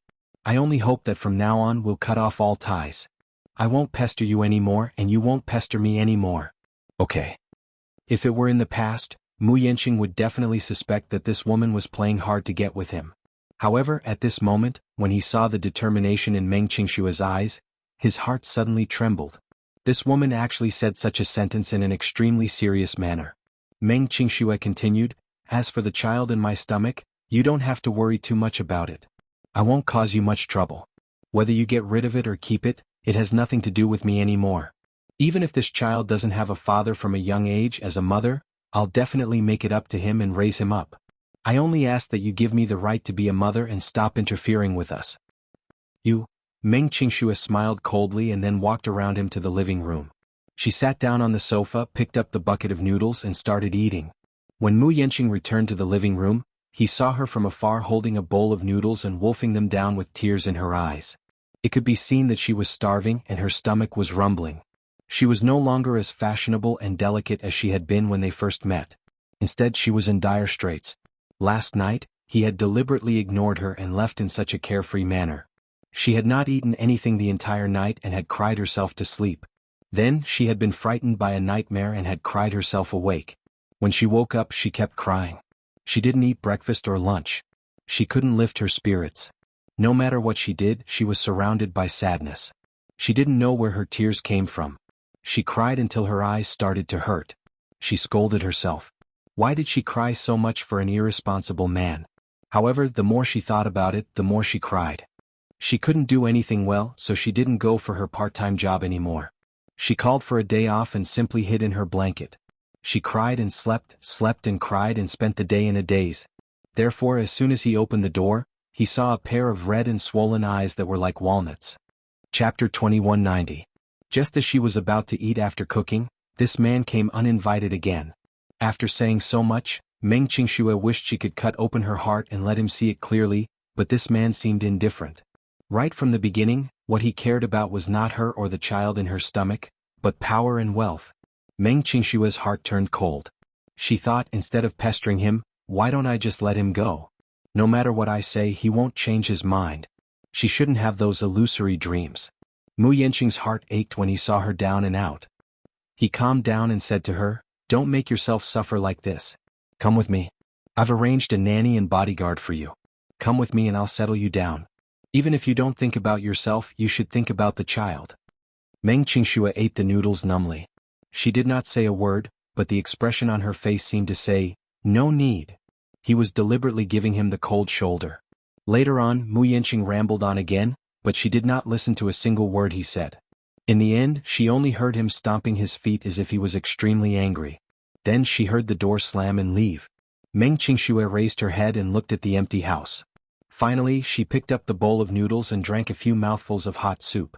However, she could not tell if the salty and astringent taste was the taste of the soup or her tears. The Song family. On this day, Song Jingwu went out. Jiang Qiming seemed to have used some connections to get a few strands of Mu Yanqing's hair from a servant of the Mu family and rushed to the hospital for a DNA test. However, Song Yunxi was worried about Song Enya's condition and stayed in her room the whole day. Song Enya did not get out of bed for the whole day and even ate her meals in bed. After getting pregnant, the symptoms of pregnancy followed. Song Enya's reaction was especially severe. She vomited badly and felt weak all over. Coupled with her drowsiness, she lay in bed for the whole day. In the evening, Jiang Qiming rushed home. When she pushed open the bedroom door, she saw Song Yunxi sitting by the bed, playing games on her phone. Song Enya, on the other hand, was leaning against the headboard. Unknowingly, she had woken up and was staring blankly at the ceiling. "Enya, the DNA test report is out, and it's confirmed that you're carrying Mu Yanqing's child." Jiang Qiming said happily, only to see Song Enya lowering her head dejectedly and letting out a long sigh as tears streamed down her cheeks. Before this, she actually had some hope. Even if it was Mu Yaja's child, it would be fine. She would rather this was Mu Yaja's child and then abort the child because it meant that what Mu Yaja said last night was just to scare her. She didn't expect him to really use tricks to swap the sperm. This meant that this man's coldness was real. His heartlessness towards her was also real. She had loved him for more than 10 years. She had loved him so miserably, but in the end she had been played in the palm of his hand. This knowledge almost destroyed her. "Liar, liar," she mumbled through gritted teeth, full of humiliation. Chapter 2191. Why are you doing this to me? Song Enya roared as she covered herself with the blanket and cried uncontrollably. Jiang Qiming's heart ached for her daughter, but she was also angry. Her heart ached for her daughter's downfall and helplessness, but she was even angrier at her stubbornness. "Enya, isn't it great that you're pregnant with Mu Yanqing's child? Compared to Yaja, Mu Yanqing is now in high demand. If this child works hard and becomes the head of the Mu family, then you'll definitely be the matriarch of the Mu family in the future. Although things are a little complicated, it's still a lucky hit. Carrying Mu Yaja's child is better than carrying Mu Yaja's child." Song Yunxi stayed at the side and did not say a word. Song Enya, on the other hand, did not make a sound. She hid under the blanket and saw a bulging figure, which seemed to be secretly crying, trembling slightly. She walked over and comforted her. "Enya, don't be too sad. Think about it. It's very important for a woman to choose the right husband in her life. Marriage is a second reincarnation for a woman. As long as she's chosen well, she'll have a lifetime of happiness. Besides, Yanqing is quite outstanding. He's gentler than Yaja. If you work hard, he'll definitely treat you like a treasure and dote on you. But what about Muyaja? Could it be that you still haven't thought it through and are still thinking about that lad? He's no longer the head of the Mu family, so life won't be easy for him. You'll only implicate yourself and suffer if you're with him. I know that you have deep feelings for him, but can feelings be eaten? Mom also admits that Yaja is very outstanding and extraordinarily handsome, but now that he's down and out, Mu Yanqing and him are like heaven and earth. A fine bird chooses a tree to nest in. Women naturally have to be more open-minded and know how to treat themselves better. Of course, men are also accepted based on merit. Mu Yanqing isn't bad. Jiang Qiming tried her best to persuade Song Enya before she finally stopped crying and calmed down a little. This child was Song Enya's only hope. With this child in her arms, perhaps the Song family could rise again with the help of the Mu family. Song Yunxi added, Enya, just give up on Uncle Mu. By treating you like this, it's obvious that he doesn't care about you at all. He even used such a method to scheme against you. What's worse is that he even used your innocence to threaten father and the Song family. What's the point of thinking about such a vile man? I can't accept this. Song Enya gritted her teeth. I can't take this lying down. How am I inferior to that woman? Last night, she had clearly thought it through, but when she woke up and looked at the bright sun outside the window, it couldn't shine into her heart. Thinking back, she felt that Mu Yaja had done her in. Yes, she had schemed and plotted a lot. In order to be with the person she loved, she had indeed used dirty methods. But that was for the sake of loving him. She had never had any thoughts of harming him. When she thought about the artificial insemination because her body was too weak, the failure rate of artificial insemination was too high. She would rather suffer more and use test tube babies. After much difficulty, she finally got pregnant. But in the end, what was the result? In the end, she was ruthlessly toyed with by the man she loved. This feeling was so painful that it was as if a knife was stabbing her heart and making her bleed. Chapter 2192. Right now her hatred was bone and flesh.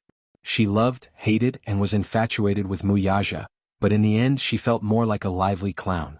In the end, all her efforts were in vain and she ended up as a joke. She had been on tenterhooks all this while, yet she ended up in such a state? Song Enya's heart was twisted and she could not let it go. My daughter is so outstanding, it's clearly his fault. Daughter, let it go. Jiang Qiming comforted her gently. Song Enya gritted her teeth for a while before she felt a little better. Brother Mu. Just you wait. One day I'll make you pay for all the humiliation you've given me today. That night, Song Jinghua came back from a dinner party with a worried frown. Jiang Qiming had just coaxed her daughter, but when she saw him looking gloomy and absent-minded, she could not help feeling worried. Jinghua, what's wrong with you? You don't look good. Did you go to the hospital today? He did not answer his mother's question and asked directly. Jiang Qiming nodded. I did 2 tests, and the results showed that they're both Mu Yanqing's children. Song Jinghua was not happy about this though. Instead, he said worriedly, Today, I heard from a source that the Muse don't seem to know about this. Enya did a good job with this matter, so not many people know about it. It's only natural that the Muse don't know about it. That's not the problem. Song Jinghua suddenly glanced at her from the corner of his eyes and said, Mu Linfeng intends to arrange a marriage for Mu Yanqing. Do you know about this? Jiang Qiming was stunned as if she had been struck by lightning. A marriage alliance? Yes. I heard that they've already started looking for one, but I heard that Mu Linfeng is quite interested in the Lin's 3,000 gold ingots. Lin Shuya? Yes. Jiang Qiming's expression gradually turned ugly as she said worriedly, The Lins are an impressive and prestigious family. Lin Shuya comes from a good family background. Not only is she well educated, but she's also the most doted on in the Lins. It's not surprising that Mu Linfeng has chosen her. But, what about Enya? Song Jinghua frowned and said, I'm thinking about that too. Jiang Qiming suggested, Why don't we have a chat with Yanqin? There's no need to rush. The third daughter of the Lin family was very arrogant. If it were Mu Yaja, it would be fine, but she might not take a liking to Mu Yanqing. We can't rush this matter. Otherwise the Song family will lose face. Then, let's endure it for the time being and act according to the circumstances. Is that what you mean? Yes.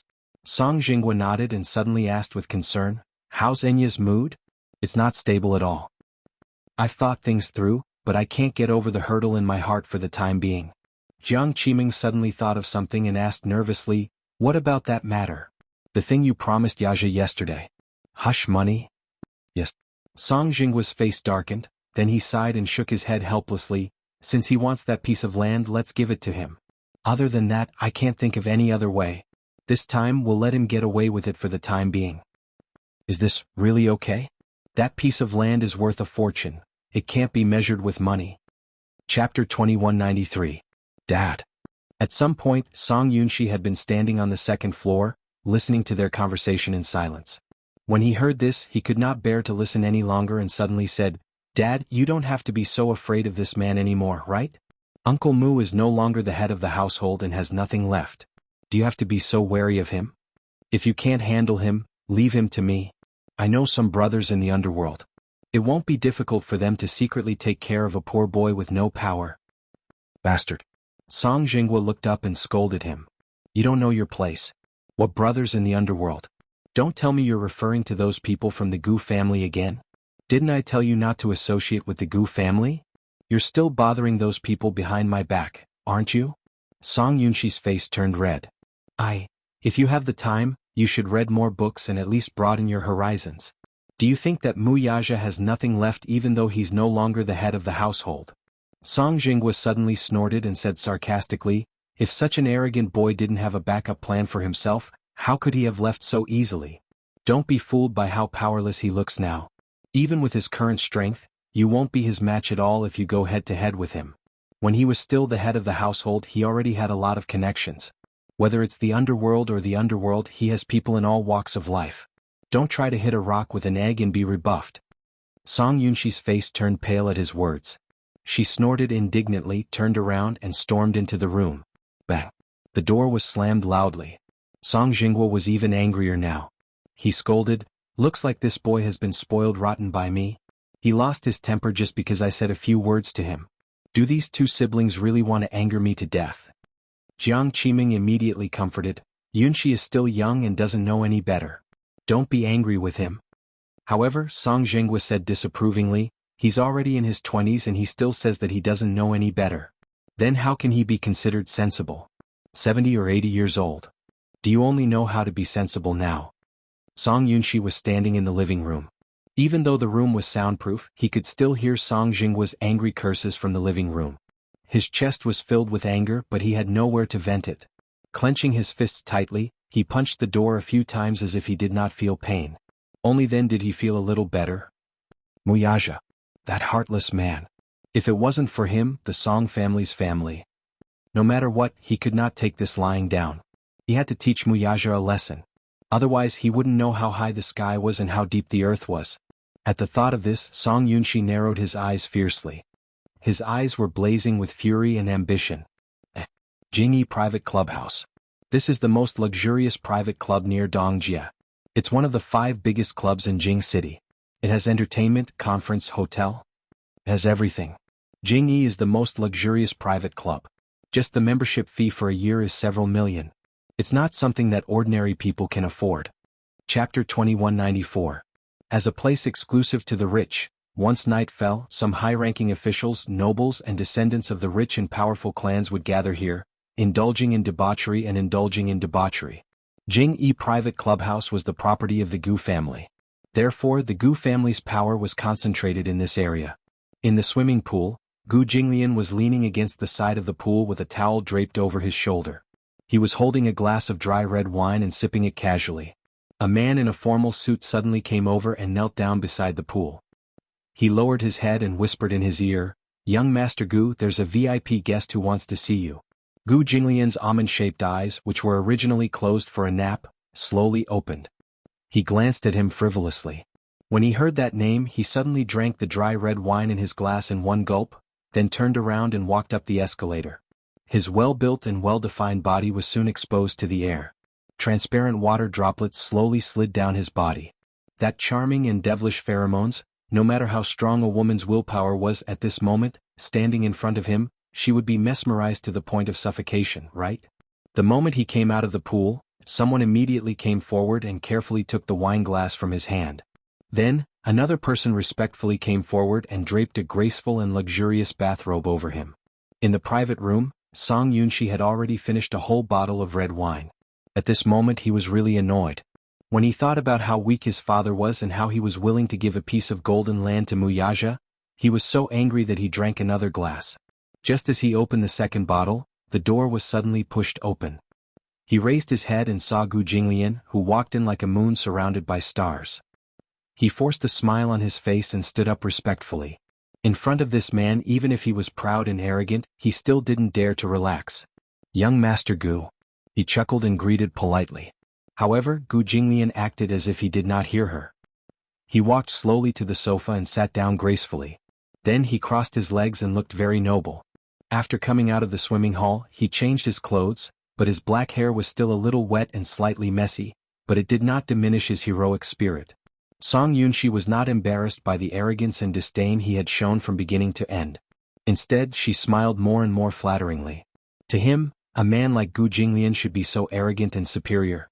The more one mingled in this circle, the more they paid attention to their status. Since their identities were different, their statuses would naturally be different as well. "Sit down. Don't stand on ceremony," Gu Jinglian said lightly, then beckoned with his finger. Soon, a waiter came up and opened a bottle of Lafite. Song Yunshi silently sized him up. She had to admit that the man in front of her definitely didn't look like a crown prince from the underworld. Gu Jinglian's mother was one of the top 10 beauties in the capital back then, and he had inherited her beauty. His facial features were between genders, and his deep-set facial features were full of heroic spirit. However, his feminine eyes and exquisite nose and lips were definitely something that women could not compare to. Her beauty had nothing to do with gender. It was so beautiful that it was suffocating and breathtaking. Chapter 2195. His eyes in particular were captivating. The reason was that his pupils were different from those of ordinary people. His pure amber eyes were like top-grade and beautiful colored glass, flowing with light. He raised his eyelashes and raised his wrist to look at the time, as if secretly setting a time for Song Yunshi in front of him. He had always paid attention to the concept of time. Therefore, no matter who the person was, if they came to talk to him about something, they had to be concise and comprehensive within 30 minutes. Otherwise, he would not have that kind of patience. "Why are you looking for me?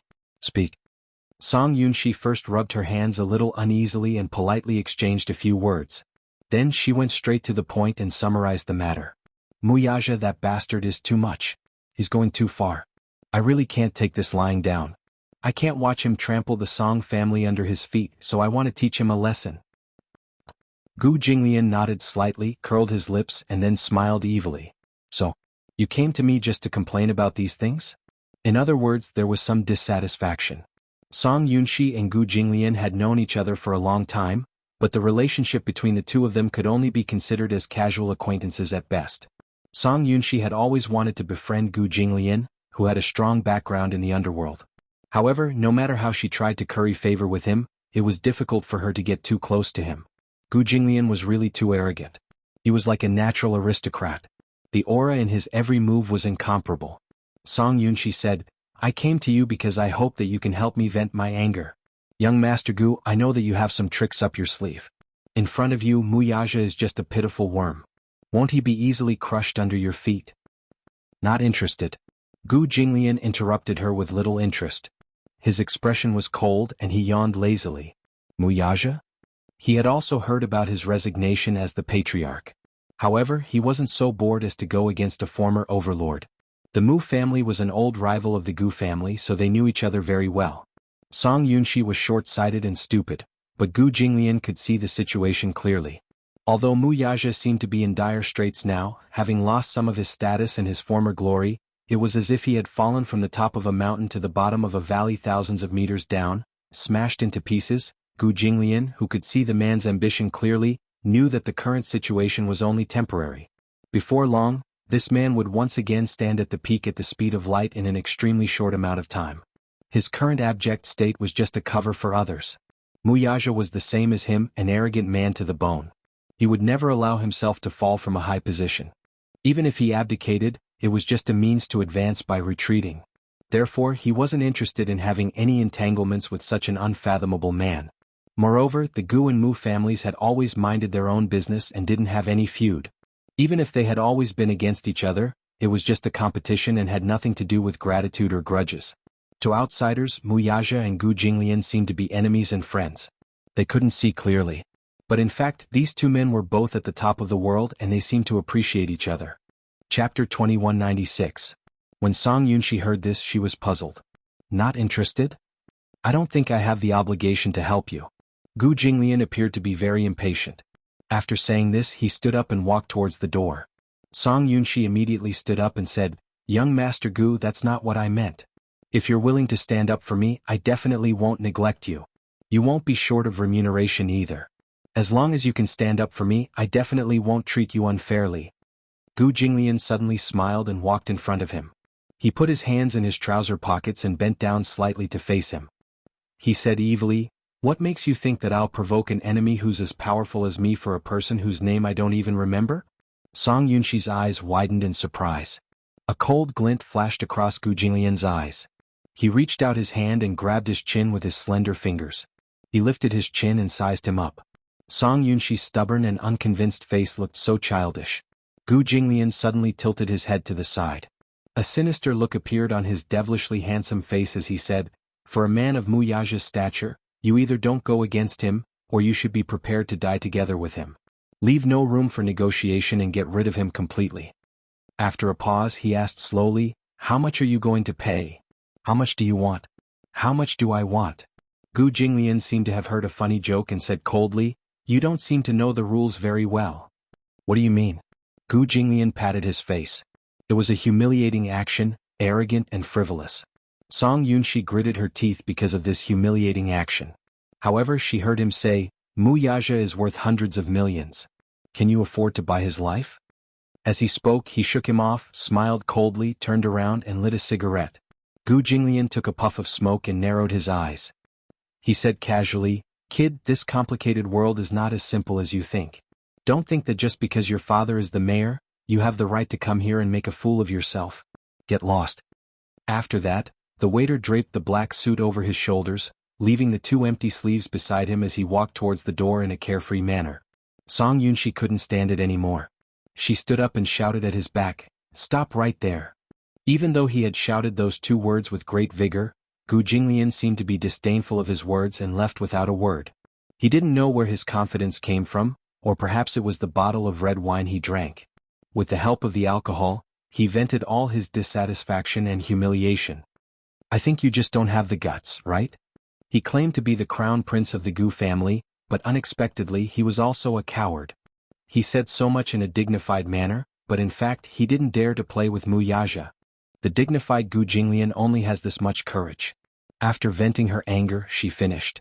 In her anger, Song Yunshi kicked the short table beside her.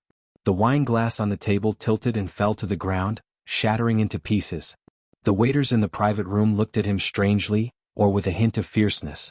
However, Song Yunshi was drunk. She didn't care whose territory she was in and shouted, "What are you looking at? A bunch of cowards." Chapter 2197. In the end, when he dragged his tired and drunk body and was about to leave, a group of men in black suddenly rushed into the private room. At this moment, Song Yunshi was so drunk that she was staggering. She glanced at the crowd and shouted unhappily, "What are you looking at? You guys." The man in the lead smiled majestically and said, "Young Master Song, you haven't paid your bill for tonight." "What bill?" Song Yunshi said angrily, "Didn't I just drink 2 bottles of red wine?" The man signaled with his eyes, and the waiter handed over the bill expressionlessly. Song Yunshi took it and glanced at it. She immediately exploded with anger. 88 million? Yes. Young Master Song, pay the bill before you leave? They were obviously making things difficult for him. This was the Gu family's territory. What he said just now was undoubtedly looking for trouble in their territory. If they heard that someone dared to humiliate their master, they would naturally think of ways to make Song Yunshi uncomfortable. 2 bottles of dry red wine for 8 million, plus the wine glass you broke, 880,000. Young Master Song, pay the bill. Bullsh*T. What kind of wine is so expensive? You're obviously blackmailing me, aren't you? Just pay directly. Don't talk nonsense with us. If you don't pay, we won't be polite. Song Yunshi slammed the table. She was drunk and was not afraid of them at all. She shouted with her tongue out, "Do you know who I am? My father is the head of the sh*t organization. What can you do to me?" Ah! When the group of people heard this, they roared with laughter. Song Yunshi was so embarrassed that her face and ears turned red. She thickened her neck and said angrily, "What are you laughing at?" One of them said contemptuously, "Bulsh*t head of the sh*t organization. Even if the Heavenly King is here, he can't talk about the law. Young Master Song, you're standing on the Gu family's territory. Here you have to follow our rules. If you don't pay, you can do whatever you want. Then don't blame us for being impolite." As he spoke, the man ordered his subordinates, "Go, this brat dares to go back on his word. Show him some tricks."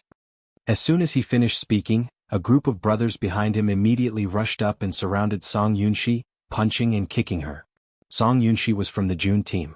After all, she had practiced martial arts. However, she was drunk after all. Her punches were light and without any strength. Soon she was defeated and beaten to a pulp. 10 minutes later, at the back door of the clubhouse, Song Yunshi was kicked out like a piece of garbage. She fell to the ground with a bloody nose and a swollen face. That man mocks him, "You don't have money and you come to Jingyi. Idiot." Everyone laughed and closed the door. Song Yunshi staggered to his feet. He touched his nose and felt a sharp pain from a dislocated bone.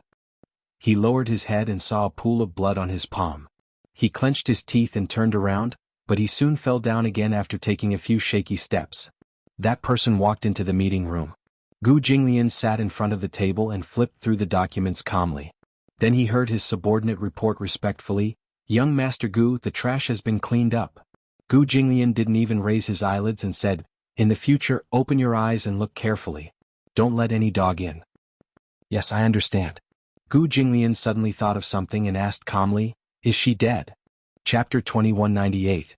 Gu Jinglian closed the document and said coldly, "It's such a cold day.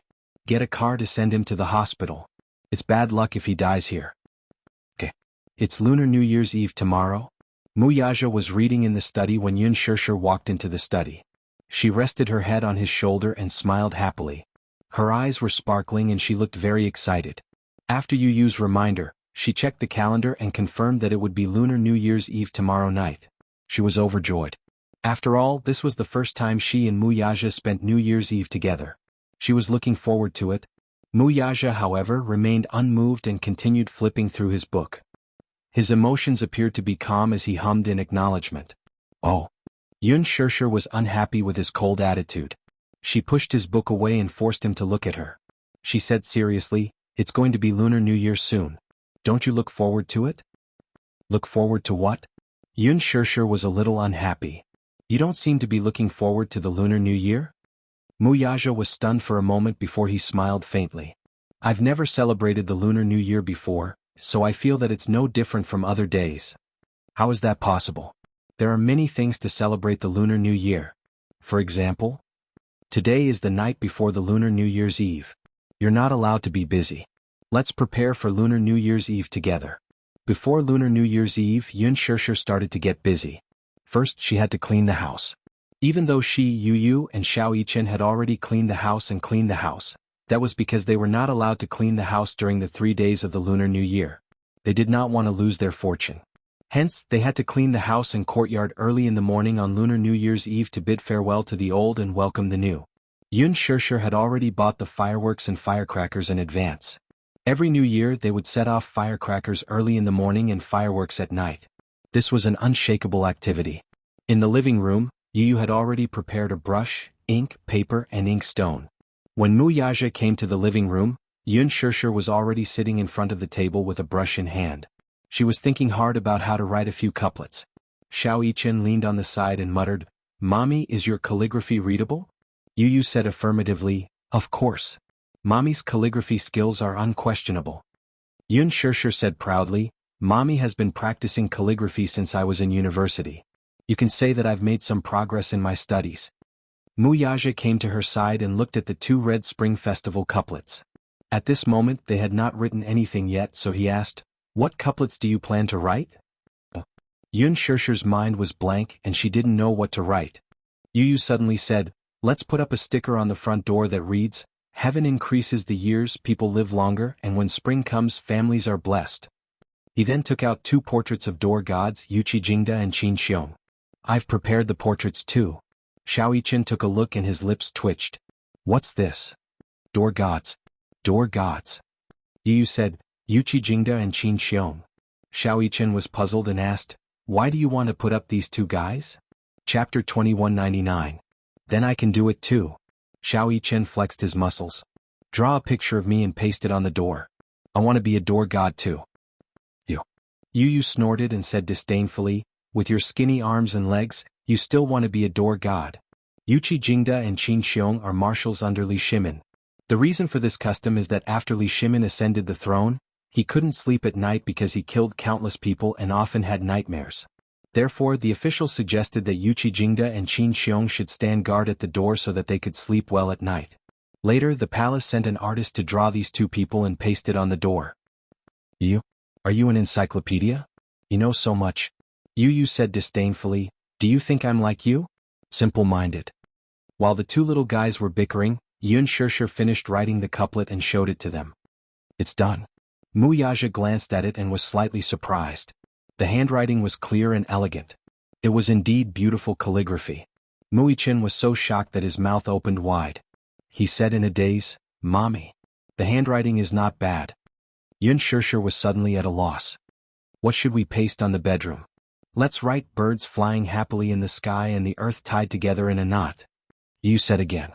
Yun Shirshir and Mu Yaja looked at each other and lowered their heads in shame. Their educational level was worse than a child's. Shame. After writing the couplet, they wanted to paste it on New Year's Eve. Yu brought a stack of red paper and 2 pairs of scissors and said that he wanted to cut the window flowers. When Mu Yaja saw this, his curiosity was piqued and he excitedly asked Yu to teach him. Yu had been good at handicrafts since he was young. During the Lunar New Year, he cut the window decorations himself. They were as good as the ones bought outside. Mu Yaja was also interested. He looked at the 2 little guys' scissors and felt that it was a bit interesting. He took a piece of red paper and fiddled with it for a long time. Finally, he unfolded it only to find that the cut was a mess. Yun Shirshir, who was standing at the side, could not help bursting into laughter. Yu also saw her father's terrible handiwork skills. She covered her mouth and snickered. Even Mu Yichen laughed mercilessly. Daddy is so stupid. Mu Yaja glared at him in dissatisfaction. He snorted and said confidently, that's because no one taught me. Let me do it. Yu abandoned Mu Yichen and sat on Mu Yaja's lap, personally teaching him. Paper cutting was really amazing. She watched as the boy folded and cut a piece of red paper in his hand. From time to time, he would carefully make a few strokes with a knife. Finally, when the paper was unfolded, the word Fu appeared neatly on the paper. It looked very proper. Mu Yaja also learned seriously. In the end, under Yu's guidance, he also learned the basics of paper cutting. At least it was pleasing to the eye. Yu nodded and commented, you've made some progress. She pasted the window decorations on the glass, the door, and the wall. The festive atmosphere of the Lunar New Year was immediately brought out. Mu Yaja hugged Mu Yichen and looked at the clear glass. The red window decorations made him smile. So, the Lunar New Year felt so warm. Chapter 2200. However, it turned out that spending the New Year with family was such a warm and blissful experience. Actually, the New Year was not on the streets. The true New Year was at home and in one's heart. The true meaning of the New Year was only when one's family was together. Mu Yaja suddenly understood why all the employees in the company could not wait to return home at the end of the year. Dishing Financial Group's usual practice was to finish all the work on hand and then have an early holiday.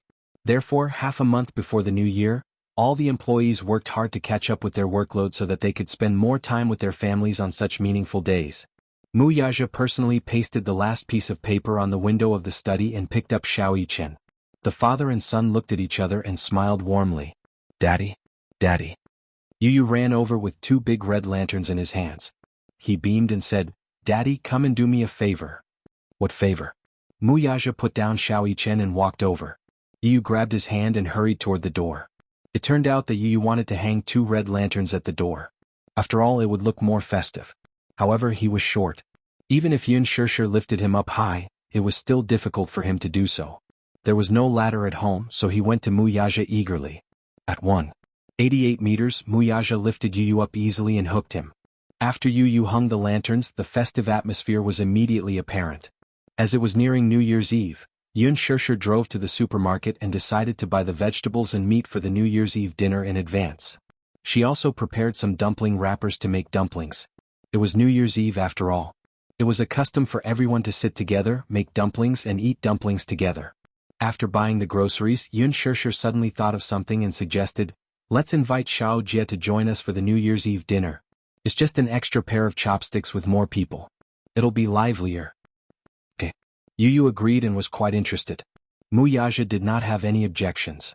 It was his first time celebrating the New Year with his family, so he felt that it would be livelier with more people around. Thus Yun Shirshir called Gong Jie. When the call went through, she happily invited him. "Xiao Jie, tomorrow is New Year's Eve. Let's have New Year's Eve dinner together." After a while, Gong Jie then asked a question. "New Year's Eve? What does that mean?" Yun Shirshir Yu she had suddenly forgotten that when she and little Jie were still young, they did not have a proper New Year's celebration. She vaguely remembered that her mother was short of money at that time. On New Year's Eve, having meat and fish was already considered a good New Year's celebration. When his mother was not around, little Jie should have grown up overseas and could be considered half a foreigner. Therefore, he was not very familiar with the customs and terms of the Spring Festival. Hence, she explained seriously, "It's New Year's Eve. Tomorrow night is New Year's Eve, so let's have a reunion dinner together. The more the merrier. After the reunion dinner, we're going to the riverside to set off fireworks to welcome the new year. Are you coming?" She had already purchased the fireworks. Chapter 2201. Some fireworks cost a few dozen yuan each, while some cost a few hundred yuan for just 1 second. These were things that she would never have dared to think about in the past. In recent years, the capital had implemented a standard of strictly prohibiting fireworks in the city. However, on New Year's Eve, many people still went to the riverside to set off fireworks. Firstly, it was for the festive atmosphere. Secondly, setting off fireworks was suitable for all ages. It was also one of the children's favorite activities. Without it, it would inevitably be lacking in flavor. Setting off fireworks was an ancient tradition passed down by the ancestors. It would be a pity to lose it. Gong Jie readily agreed, "Sure." Yun Shirshir said, "Then it's settled. Be there at 6 p.m. sharp. You're not allowed to be late. Otherwise, you'll have to drink as punishment." Yu knew that Yun Shirshir was calling Gong Jie. She suddenly leaned over to the phone and said loudly, "Uncle, remember to give red packets to Xiao Yichen and me." On the other end, Gong Jie laughed and said, "Little tycoon, are you really interested in my red packets? It's the thought that counts. As for how much I'm going to give, it all depends on my performance." Yu was a cunning person. Thus, she managed to get Gong Jie to agree with her with just a few words.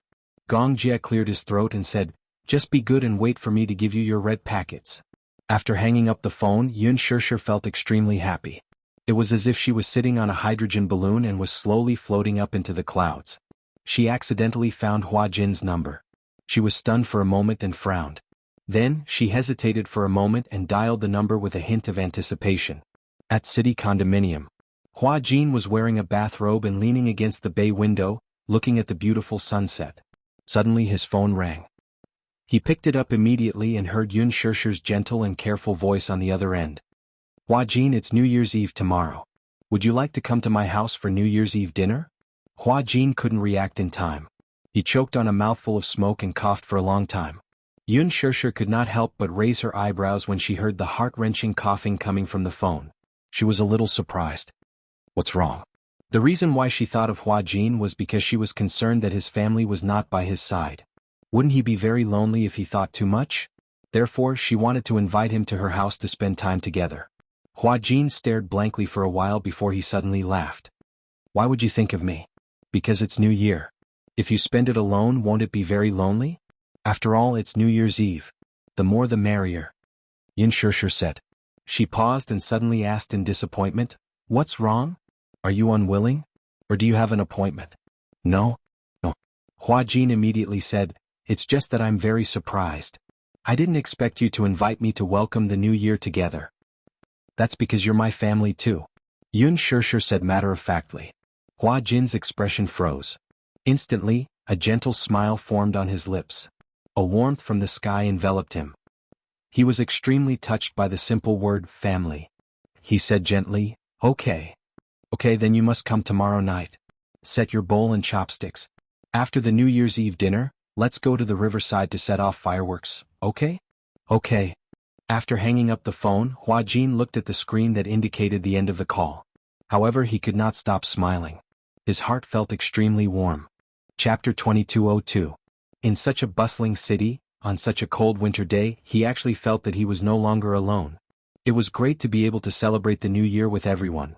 When Song Jinghua received the call from the hospital, he was inevitably shocked. When he rushed to the hospital with Jiang Qiming, he saw Song Yunshi lying in the intensive care unit. His face was bruised and swollen, and his legs and arms were broken in several places. It was almost New Year's Eve, and he was actually lying in the hospital on New Year's Eve. He instantly felt that he had hit the jackpot. This kid was still fine yesterday, but he went out in the middle of the night. When he turned around, he received a notice from the hospital saying that he was lying in the hospital. When he rushed over, he saw that he was badly injured. It was obvious that he had been beaten up like this by someone. Jiang Qiming felt as if a knife was being twisted in her heart. She threw herself at the bedside and cried, "Yunshi? Yunshi?"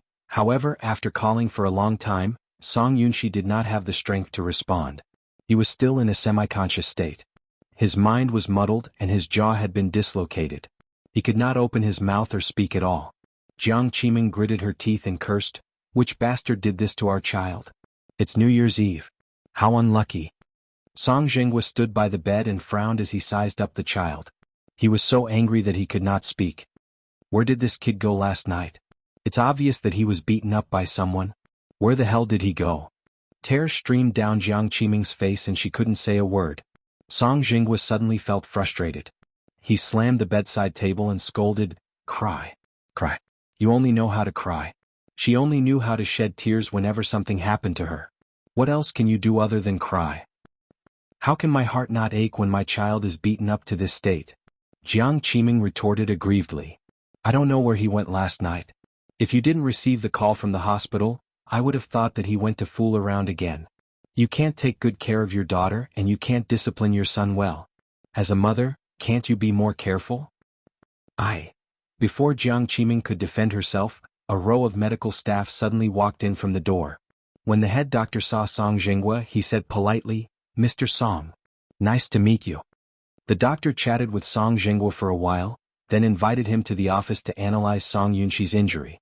Half an hour later, Song Yunshi finally walked in with a gloomy face. However, Song Yunshi was still unconscious and was sitting at the side angrily. Jiang Qiming immediately walked over and asked worriedly, "Jinghua, what did the doctor say?" This kid was seriously injured by someone. In addition to the fractures of his ribs, knees, tendons, shoulders, intracranial hemorrhage and moderate concussion, the doctor said that such injuries were definitely not caused by one person. It was as if he had been ganged up on by a group of people. He wouldn't be able to recover in a short time. Even after the surgery, there will still be some residual effects. For this child, once there are some injuries, it means that he will have to retire early. Retired? Jiang Qiming widened her eyes in shock. What? Chapter 2203. However, if he were to retire now, it would mean that all the meritorious service he had accumulated over the years would be gone.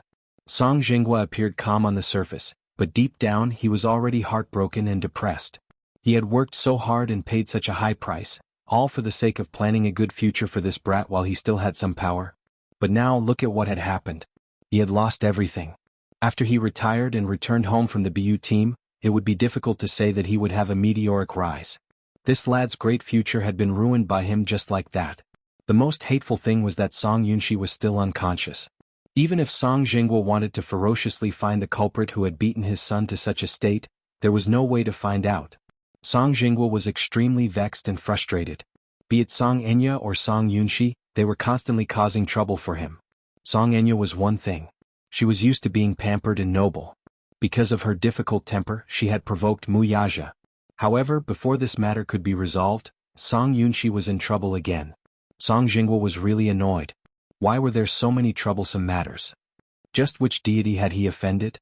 Everything had gone wrong this year. It seemed that he was destined to spend this new year in the hospital. At the thought of this, Song Jinghua smoked 2 cigarettes in a row. Then he stood up and ran to settle some work matters. Jiang Qiming stayed by the bed and held Song Yunshi's cold hands with heartache. She could only cry non-stop as if this was the only way to vent some of the depression in her heart. Early in the morning of New Year's Eve, Yun Shishir got out of bed. As the grandest lunch of the year, The reunion dinner on New Year's Eve was indispensable. The family had to be complete and the dishes had to be sumptuous. No matter where they worked, they had to return home covered in dust and sit at the table to have a reunion dinner and share the joy of family. There were also many things to pay attention to at the reunion dinner. The must-have dish for lunch was fish, which meant that there was more than enough every year. There had to be chicken, which meant good luck, tofu and cabbage, which meant happiness and wealth, fans, which meant longevity and good luck. Yu even prepared canned peaches, which meant escape from disaster and health. Yun Shirshir was surprised. Even she had not thought of this. Lastly, there was good wine, which meant that life was everlasting and good. Early in the morning, Yun Shirshir and Yu were busy in the kitchen. In the afternoon, Yun Yeqing and Yun Yeho arrived. Yun, of course, she had not wanted to invite her mother and daughter to invite to the New Year's Eve dinner. However, she didn't want to invite them. The mother and daughter trio were all top-notch. If she invited them, it would be hard to avoid making things unpleasant again. She didn't want to bring bad luck to the family during the new year. But when he thought about it, he felt rather embarrassed. Speaking of which, one was her aunt, and the other was her elder sister.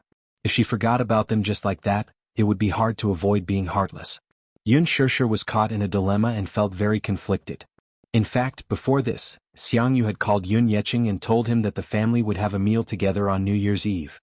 Chapter 2204. Thus she said, "It's New Year's Eve. My brother and I will just eat at home. There's no need for us to gather for a meal."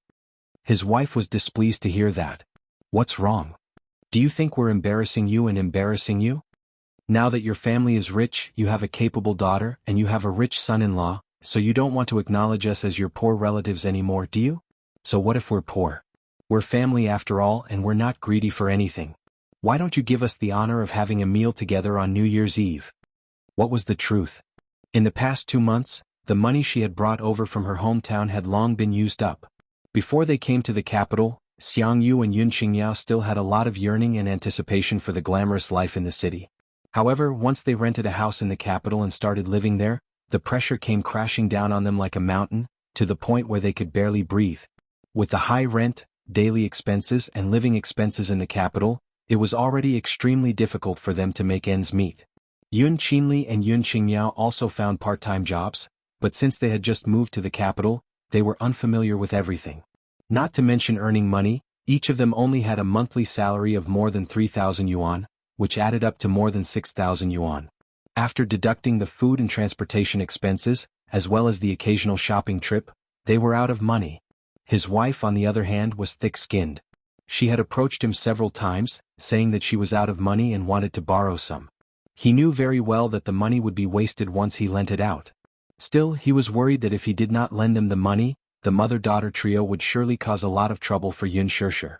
Thus, he secretly lent them a few sums of money behind his back, but the moment his wife tasted the sweetness, her greed kicked in and she could not take it back. When it came to New Year's Eve, Xiang Yu put on a dignified front by saying that she wanted to have a reunion dinner with her family, but in reality she would probably beat around the bush or shamelessly ask Yun Shirshir for money during the meal. He did not want to make things so awkward, so he asked directly, "Did you guys run out of money again?" His wife flew into a rage out of humiliation when she heard that. "What? Brother, are you treating the three of us like beggars? All you talk about is money, money, money. Do you really think we're begging for food? After all, they were a family. What was wrong with celebrating the new year together? Do you hate us so much that you don't even want to have a reunion dinner with us?" Her overbearing words put Yun Yeqing in a difficult position. Unable to bear it any longer, Yun Yeho rebuked, "Don't you always talk about borrowing money? Do you really think I don't know that you borrowed money from Yi Qing behind my back? This money adds up to tens of thousands of yuan. Have you paid it back?" Xiang Yu had been in the capital for a few months and she hadn't learned anything else. However, her skin had grown thicker and she grinned, "Isn't it because I'm short of money? Besides, we're all family. Is there a need to be so calculative?" Yun Yeho, on the other hand, did not take it to heart. As the saying goes, even blood-related brothers should settle their accounts clearly. Yi Qing has already spent a lot of energy taking care of me. Do you think he's made of iron? That's right. You don't need money to support the three of you. Chapter 2205. In a single sentence, the greed in his heart was as clear as day. Yun Yeho was so exasperated that he almost burst into tears. He almost blurted out, "All of you scram back to your hometown. If you don't have the capability, why are you all here in the capital?" Yun Yeqing immediately stopped him, saying that they should not quarrel during the new year. After all, they were a family. Hence, he pulled Yun Shirshir to the side and said, "Shirshir, I have a presumptuous request.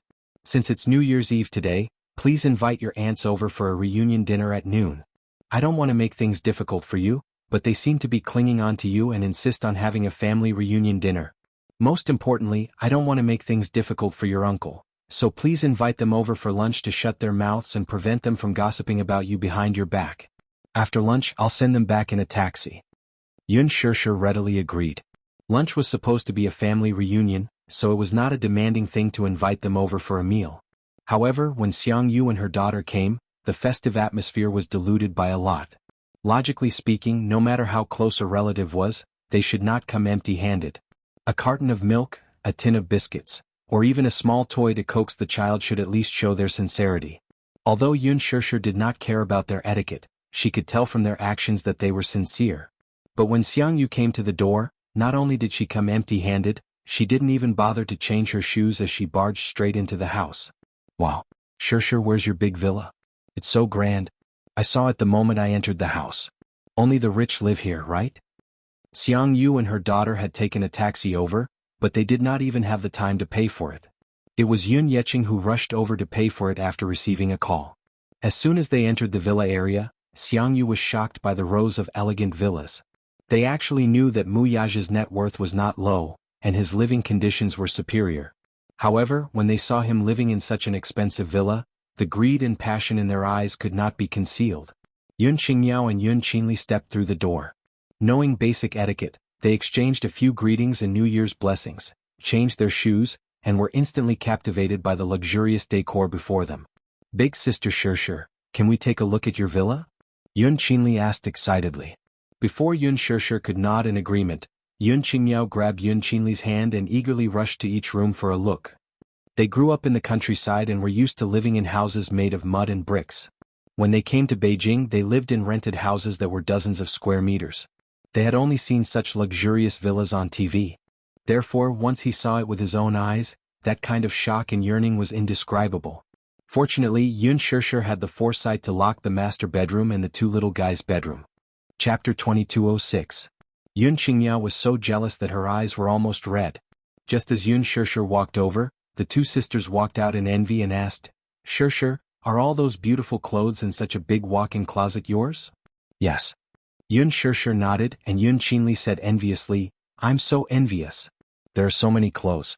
If you change into one every day, it'll be enough for you to wear for a whole year." "You're exaggerating." Yun Qingmiao snorted and then said flatteringly, "Shirshir is rich. Even if you buy one every day, you can wear different clothes every day." Yun Shirshir's lips twitched. Her sister's compliment made her feel awkward. Many of the clothes were sent by sponsors. She had signed a contract with Louis Vuitton some time ago, so whenever Louis Vuitton released new designs, they would send her a few styles.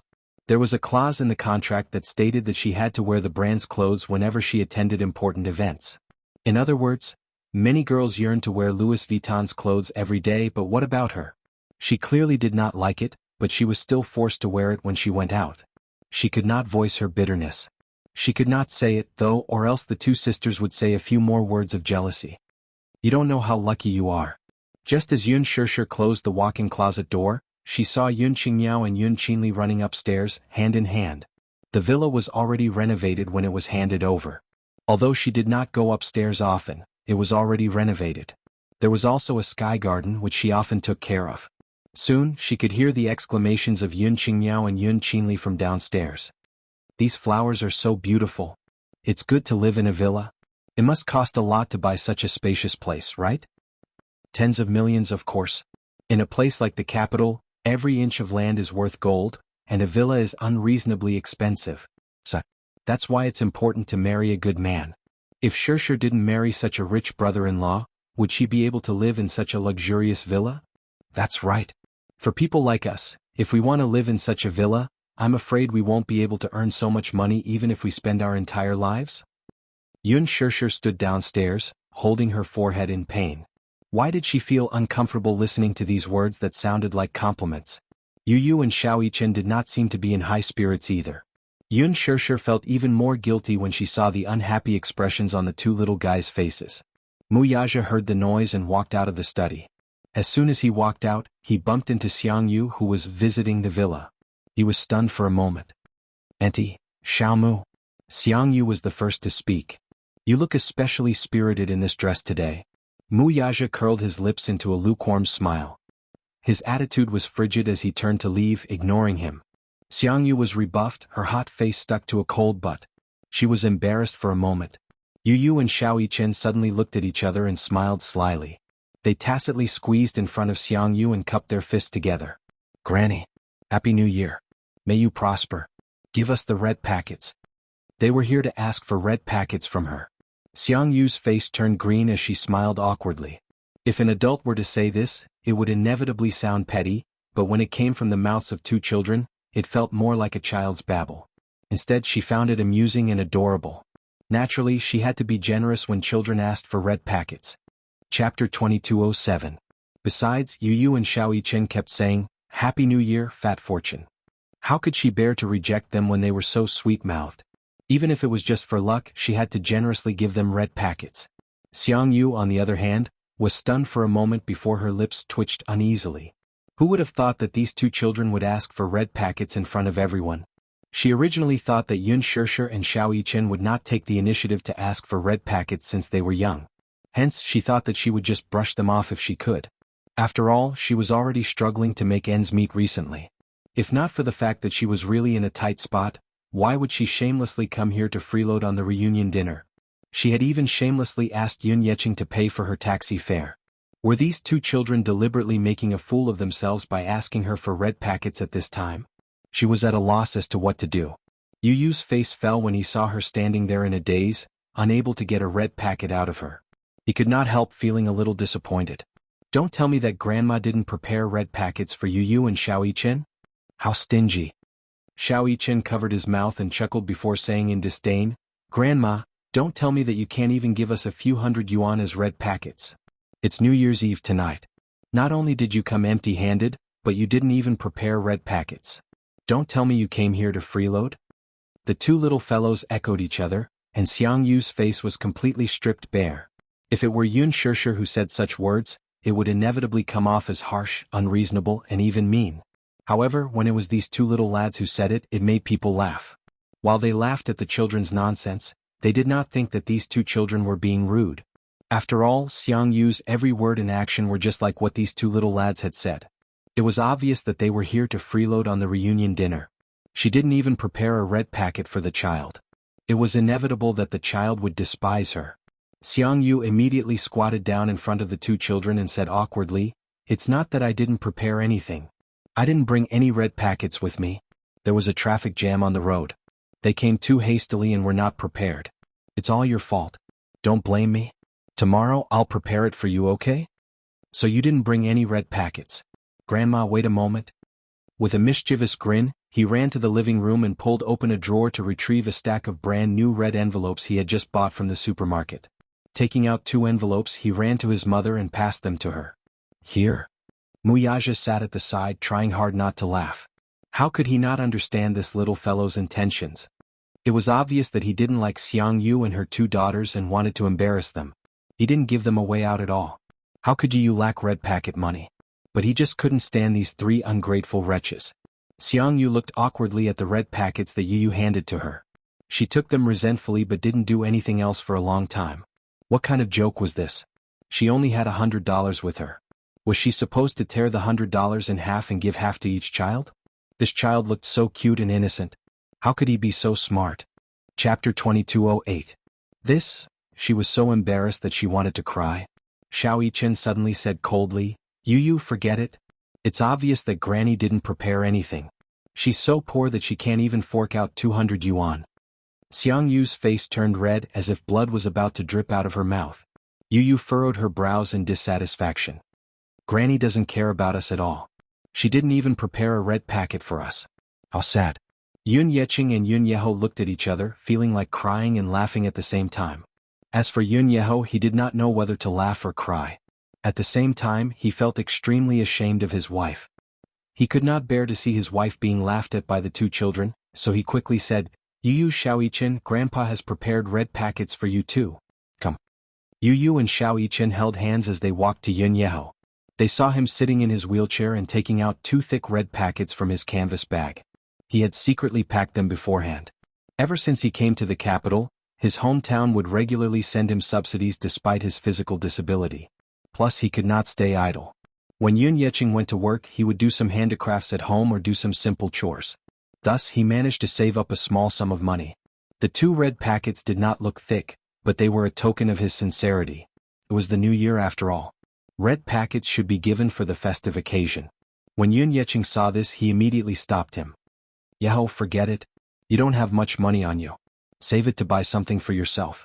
It's enough that the 2 children know your sincerity. Oh dear. Brother, it's the new year. Giving red packets to the children is more or less for the sake of happiness. It won't save much money.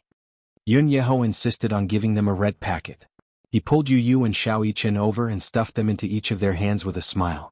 Yu Yu glanced at Yun Yeho's rough fingers, some of which were still wrapped in bandages. She didn't even need to think about how Yun Yeho had earned all this money. Xiao Yichen was a little embarrassed to accept it, but Yu Yu smiled and said, "Thank you, Grandpa.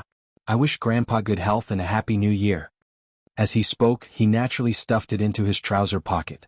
When Xiao Yichen saw that Yu Yu had accepted it, he accepted it as well. He smiled and gave his New Year's greetings. Since Yun Yeho was the first to give a red packet, Yun Yecheng naturally could not be left behind. He also gave the 2 kids a big red packet each. Yu Yu and Xiao Yichen rushed to say their New Year's greetings and received the red packets. Xiao Yichen was the most adorable of them all. He even opened his father's red packet and stole a peek inside. Yu Yu leaned over to take a peek. Xiao Yichen immediately covered his mouth and asked warily, "What are you doing?" "Take a look. It's not like I'm snatching it from you, petty fellow." Xiao Yichen smiled slyly and reached out to snatch his red packet. "Let me see yours first." "No way." The 2 kids were in a mess. Yun Yecheng and Yun Yeho burst into laughter and immediately said in unison, "You 2 little fools, we gave you the same amount of red packets." The atmosphere gradually warmed up. The awkwardness was finally resolved. However, after this display of strength, Xiang Yu finally restrained herself. She sat at the table and pretended that nothing had happened while munching on sunflower seeds. She finally knew her place. Yu Yu could not stay idle for a while longer. He ran into the kitchen and prepared the reunion dinner with Yun Shishir. Chapter 2209. The doorbell rang all of a sudden. Yun Yecheng immediately stood up and was about to open the door when Mu Yaja pressed on his shoulder. "Dad, take a seat, I'll open the door." "Okay." Feeling flattered, Yun Yecheng smiled and sat down obediently as he was told. Mu Yaja walked to the entryway and opened the door, only to see Gong Jie standing outside. "Brother-in-law?" Gong Jie was a little surprised to see him opening the door. He raised a brow and greeted him naturally. Mu Yaja hummed in acknowledgement. Surprisingly, Gong Jie did not wear his trademark white windbreaker today. Instead, he wore a red shirt inside and a black coat outside. The coat was very long and went past his knees. Paired with a pair of straight, black slim-fit pants and a pair of black boots, he looked high-spirited, slender, and domineering. She didn't know if it was because it was a festive day, but his dark red shirt complemented his fair skin and deep eyes, making him look especially charming and cold. Few men could pull off a red shirt. With his hands in the pockets of his coat, he stepped in and scanned the living room. Although he was not familiar with the people sitting there, he still smiled. "Happy New Year. This is Shirshir's younger brother, right?" Yun Yecheng smiled. He had seen this young man once at Shirshir's engagement party. As he looked too similar to Yun Shirshir, he had a deep impression of him. When Gong Jie saw him, he greeted him with a standard British gentleman's etiquette and smiled. "Hello. Uncle, hello." "Hello, hello. Come have a seat." Yun Yecheng greeted him. "The reunion dinner isn't ready yet. Have some melon seeds and peanuts first." When Xiao Yichen saw Gong Jie, he immediately went up to him like a happy little bird. He jumped around him and chirped, "Uncle, Happy New Year. May you be prosperous. In other words, give me the red packet." Gong Jie was stunned for a moment. Then he slapped his forehead heavily and lowered his head guiltily. He said in a remorseful tone, "Xiao Bao, Uncle forgot to prepare the New Year's money. What should I do?" Boom. Xiao Yichen's face crumbled as if the sky and earth had split open. He pursed his lips, looking very unhappy. What he was looking forward to the most today was Gong Jie's red packet. Last night, Yu Yu had secretly told him that Gong Jie was a super rich man. He was filthy rich and had a net worth of hundreds of millions. During the New Year last year, Gong Jie had sent you a red packet. The way he sent the red packet was simple and crude. This guy had directly transferred $10 million to Yu's account. Yu was taken aback at that time. 10 million and in pounds? This was even better than winning the lottery. Xiao Yichen's eyes widened. Oh God. He had never seen such a sizable red packet before. The biggest red packet he had received during the New Year was from Mu Yaja. A few million was already an astronomical figure. Therefore, Xiao Yichen had been looking forward to Gong Jie's red packet. He had even prepared his bank account for it. In the end, Gong Jie told him that he had not prepared his New Year's money. Mu Yichen's face darkened at once. Uncle is so stingy. Chapter 22:10. Gong Jie could not help but laugh as he carried the boy from behind and placed him on his lap. Mu Yichen, however, did not want to bother with him. Crossing his arms, he turned his face away in a huff, refusing to look at him. Gong Jie deliberately teased him by kissing his rosy cheeks. Seeing that Mu Yichen was not in a good mood and did not want to bother with him, he carefully squeezed his little hand and frowned slightly. Xiao Yichen, are you angry? Uncle, you're so petty. Why should I bother with you when you didn't even prepare a red packet? Xiao Yichen grumbled matter-of-factly. Coincidentally, Yun Qingmiao and Yun Qinli were coming down from upstairs. The two of them toured the villa, chatting as they went downstairs. However, just as they reached the living room, they saw Gong Jie sitting at the table with Xiao Yichen in his arms. Their faces turned cold as if a basin of ice water had been poured over them. Yun Qingmiao in particular looked extremely ugly. Her memory of this man was still fresh in her mind. During Yun Shishir's engagement ceremony, she had wanted to get close to Gong Jie to inquire about his identity, but all she did was lightly touch his sleeve and this man mercilessly splashed wine all over her. This had practically become a shadow in her heart. The moment she saw this man, she shrunk her shoulders in fear and did not dare to go to the table. Instead, she hid in the living room like a coward. Yun Qinli, on the other hand, was natural and unrestrained as she went to the table and sat down beside her mother. Mom, shut up. Be quiet and don't talk nonsense. Her mother immediately warned her. Yun Qinli was naturally obedient. She obediently shut her mouth and didn't say anything more. On the other end, Gong Jie was still trying his best to coax Xiao Yichen, but Xiao Yichen seemed to be deliberately arguing with him and ignored him. Gong Jie was at his wit's end and could only take out a small and exquisite gift box from his pocket. He did not prepare a red packet because he felt that it was tacky. He had carefully prepared gifts for each of them. She had originally planned to give them the gifts after midnight on New Year's Eve. However, seeing Xiao Yichen's sullen face, she had no choice but to coax him. Little Yichen was sulking when he suddenly felt the man behind him raise his head and move his hand. The next moment, the man opened his palm in front of him, revealing an exquisite and small gift box. Yes, it's a New Year's gift for you. He coaxed gently. Little Yichen raised an eyebrow in surprise. He was clearly surprised. New Year's gift. Red packets are so tacky. The man's lips curled into a smile. I've prepared it for you. I think you'll like it. Xiao Yichen's eyes lit up slightly. He took it curiously and couldn't wait to open it. However, from the corner of his eyes, he caught a glimpse of Gong Jie's playful gaze. Then he cleared his throat and pretended to be reserved. What gift is this? Open it and take a look yourself. You'll know. Xiao Yichen nodded and gently opened the gift box. Under everyone's gaze, Xiao Yichen took out a gorgeous key from the gift box. The key ring had a retro design and was carved with the texture of a luxurious yacht. It was especially exquisite and delicate, and one could tell at a glance that it was handmade. The design of the key was also very unique. It was designed to look down on the yacht. On the back of the key was a string of words in English, the star. It was especially shiny. Chapter 22:11. In particular, there was a 1-carat diamond inlaid in the center of the tail, which was dazzling and mesmerizing under the light. Putting everything else aside, the rare diamond inlaid in the key alone was priceless. Yun Qinli and Xiang Yu were immediately dazzled by the diamond on the key. They didn't know what kind of key it was, but the dazzling diamonds on the key were an eye-opener for them. If the diamonds were real, they would be worth a lot of money? Is this Mu Yichen's New Year's gift? Isn't it a little too extravagant? Mu Yichen was drooling uncontrollably. The Star was the world's top private yacht. This private yacht had only been launched 2 years ago after countless long construction periods. At that time, Gong Jie bought the ownership rights for £600 million. Everyone was curious about the luxury of the super luxury yacht, and there were even many media outlets who followed it in a bid to see the world's top luxury yacht with their own eyes. The yacht was 170 meters long and had a wide hull. It was like a huge white castle on the sea, which fully illustrated the ambition and boldness of the yacht's builder. However, the yacht was not as luxurious as it seemed on the surface. Why didn't he take a look at the person who had bought the yacht? Just a yacht like this naturally couldn't meet his requirements. After Gong Jie bought the yacht, he towed it back to his shipyard and remodeled it. He even equipped it with excellent defense equipment. After some meticulous remodeling, its power was comparable to that of a battleship on the sea. Not only was it equipped with intruder detection and anti-detection systems, but it was also equipped with Germany's top missile defense system and a laser shield.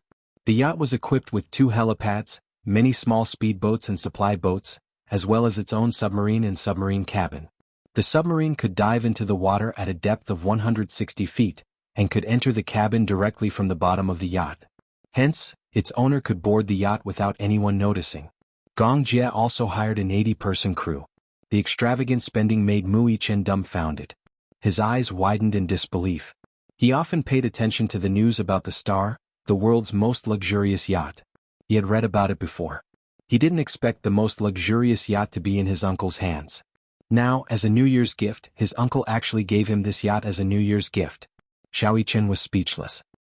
He narrowed his eyes faintly as the boy's drooling words echoed in his ears over and over again. Gong Jie is a super rich man, so rich that he's oozing with oil. His personal wealth was enough to buy many first-tier developed countries. He was very rich. Very rich. Rich? Money? Xiao Yichen was dumbstruck as he held the keys to the yacht in his hands. It was as if a pie had fallen from the sky and hit him so hard that he was disoriented. It was said that the yacht had been bought for 600 million pounds. Including the cost of the modifications and equipment in the later stages, it would not be difficult to double the price. Even if it was 1 billion pounds, how much would it be in RMB? Xiao Yichen did some calculations in his mind. Chapter 22:12. What? You don't like it? I like it, I like it. Xiao Yichen nodded profusely as though he was afraid that Gong Jie would regret it and take it back. He quickly hugged the gift in his arms and giggled. He no longer looked cold and aloof as he hugged Gong Jie's neck and rubbed his handsome face intimately. Thank you, uncle, for the New Year's gift. I like it very much. As long as you like it. But, uncle, don't regret it. Since you've given it to me, you can't take it back. Xiao Yichen said cautiously. Gong Jie's lips twitched. He couldn't help but pinch the little guy's cheeks and said unhappily, Do I look like such a petty person? You do? Gong Jie was speechless. He suddenly reached out to snatch the gift back. Since you're saying that uncle is petty, then give it back to me. No. Xiao Yichen quickly protected him and jumped down from his body. He ran toward Mu Yaja and climbed onto his body. He hugged Mu Yaja and complained, Daddy, you have to protect me. Don't let uncle take my gift away. Gong Jie's eyebrows twitched violently as he gritted his teeth. This rascal. He didn't know how to be grateful at all. Didn't he know that this yacht was very expensive? Giving this yacht to this rascal was like cutting off a piece of his heart. He gave it to him, but he didn't even say a word of thanks. He even complained to his father. He just wanted to hear him say, Uncle is so generous. In the end, he said that he was petty? How could he not be angry? Mu Yaja face-bombed and didn't know whether to laugh or cry. Xiao Yichen, your uncle has plenty of money. He doesn't care about this yacht. Don't guard against him like he's a thief, okay? Gong Jie was speechless. Thief. His brother-in-law wasn't cute at all. Why were his words so unpleasant? What did he mean by guarding against a thief? When Yu heard the commotion in the living room, half of her head popped out from the kitchen. When she saw Gong Jie sitting at the table with a gloomy face, she exclaimed in surprise, Uncle Gong, you're here? As soon as Xiao Yichen saw Yu, he waved the yacht keys in his hand and flaunted, Yu, look. Uncle gave me a luxurious yacht as a gift. Private luxury yacht, Yun Yeqing and Yun Yeho, while Xiang Yu and Yun Qinli were even more taken aback by this development. They were all curious as to what kind of gift Gong Jie had given the little guy. Mu Yichen was so excited that he was dancing with joy. In the end, when they heard that it was a luxury yacht, everyone except Mu Yaja was dumbfounded. Yacht? Yun Qinli found it hard to believe. How could he really give him a yacht? At most it should be a one replica, right?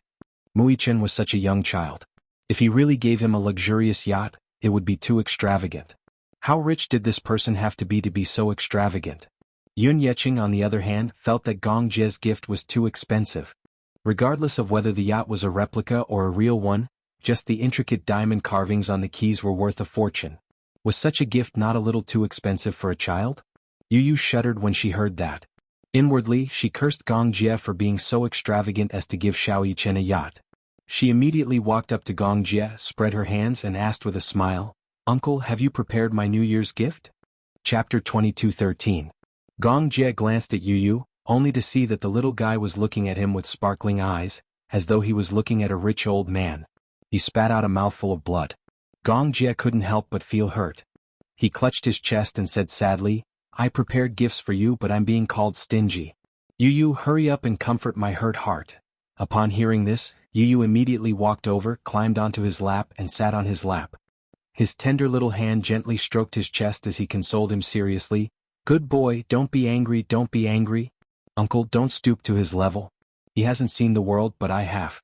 I know that you're rich and generous, so I won't call you stingy." Yu Yu's gentle consolation didn't heal Gong Jie at all. Instead, he wanted to vomit blood even more. These two nephews weren't cute at all. Gong Jie said stiffly, "I didn't prepare a gift for you." What? Yu Yu bit his tender little lips in grievance. He pointed at Xiao Yichen and complained, "You gave him a luxurious yacht, but you didn't prepare a gift for me." Gong Jie gritted his teeth and grabbed his beautiful chin. He lowered his voice and said, "Little brat, the amount of money under your name isn't any less than mine. How dare you come here and suck my blood?" Yu Yu's expression changed. He smiled slyly and pouted his pink lips. "Because you're my uncle. Why don't you call me grandpa and I'll give you a yacht?" Gong Jie was speechless. Yu Yu continued, "You have to know that I won't obediently address anyone who comes here just because they're related to me by blood. Uncle, don't pretend to be obedient after getting such a good deal. If you don't prepare my gift today, this is my territory. Be careful or I'll make things difficult for you." Pretending to be obedient after getting such a good deal? Gong Jie was so angry that he almost choked. "I'll call you grandpa and you'll give me the ancient castle that you bought from the auction. How about that?" "Sure, call me that if you dare." Gong Jie immediately called out, "Grandpa!" Yu Yu was speechless. The little kid's face turned green. He said fiercely, "How shameless." Gong Jie playfully stuck his tongue out. Then he rubbed his head lovingly and smiled. "All right, I won't tease you anymore. I've also prepared a New Year's gift for my son." "What gift?" Gong Jie whispered into his ear, "Haven't you been eyeing Victoria Island, which I bought last year? I'll give it to you." "Of course, Yu Yu, of course." Gong Jie hummed in response. "Are you touched? Uncle is so generous. I love you so much." Yu Yu hugged his shoulders and cheered excitedly, beaming from ear to ear. Gong Jie said proudly, "Aren't you going to express your gratitude to Uncle?" Without hesitation, Yu Yu lifted Gong Jie's chin with one hand. His tender little face slowly inched closer to his handsome face. Then he gracefully kissed his thin lips and said, "Thank you." This was his way of expressing intimacy with Yun Shirshir. It had become a habit. However, Gong Jie was shocked by this intimate kiss. He widened his eyes and touched his lips with his fingers. He was a little surprised. "Yu Yu, you're taking the opportunity to molest me?" Gong Jie complained. Chapter 22:14. Gong Jie retorted coldly, "So, your way of thanking me is to steal my first kiss?" Tired face. Yu Yu sucked in a breath of cold air. His eyes widened in shock as he stared at him in disbelief. Clearly he was doubtful of his words. "So," Yu Yu suddenly inched closer to him and said teasingly, "Uncle is still a pure and innocent little virgin?" T. Gong Jie's face turned red. He was so embarrassed that he looked like he was about to bleed. He said in all seriousness, "Uncle has been on the battlefield since he was young. I've been to many battles and have given pointers." T. Yu Yu covered his mouth and snickered. "Giving pointers? Giving pointers to you?" Gong Jie was beyond embarrassed. He was in his 20s, yet he was being mocked by a 7-year-old boy. He couldn't take it lying down. Gong Jie glanced at Yu Yu, who couldn't stop snickering, and said coldly, "Humph. I'm not going to stoop to your level." He's stubborn." Yu Yu mocked him. Suddenly he thought of something and shook his head. "No wonder I sensed an ascetic aura from you the first time I saw you in person. It turns out that uncle is so pure. Come, do you want me to teach you how to kiss? Go away." Gong Jie pushed him away in disdain. However, Yu Yu seemed determined to tease him. He wrapped his arms around his neck and pouted, wanting to kiss his thin lips. "Little Jie, you're here." Yun Shirshir's voice suddenly rang out. Yu stopped in his tracks. Both he and Gong Jie looked back and saw Yun Shishir standing at the kitchen door, smiling like a flower. You're just in time. Dinner is about to be served. With that, Yun Shishir went back into the kitchen. Yu shot him a look. Why aren't you helping mommy? Gong Jie replied with a then stood up and went to the kitchen. In the kitchen, Yun Shishir was seriously preparing the soup. She put in a spoonful of chicken essence and scooped up a mouthful of soup. She carefully blew on it and gently took a sip to taste it. Seeing this, Gong Jie's eyes could not help but curve into a gentle smile. Following that, he silently moved closer to her and suddenly reached out his hand to hug her waist from behind. He gently rested his chin on her shoulder. Yun Shishir was startled. She turned around and saw that it was Gong Jie. She heaved a sigh of relief and said angrily, Xiao Jie, why didn't you make a sound when you walked in? You're like a cat. That's because big sister is too focused. Gong Jie glanced at her hand. Are you making soup? Yes. Do you want to try the pork rib soup? Gong Jie nodded, looking very expectant. Just as Yun Shishir was about to start, Gong Jie suddenly reached out and held her hand. He took a small spoonful from the spoon in her hand and gently took a sip.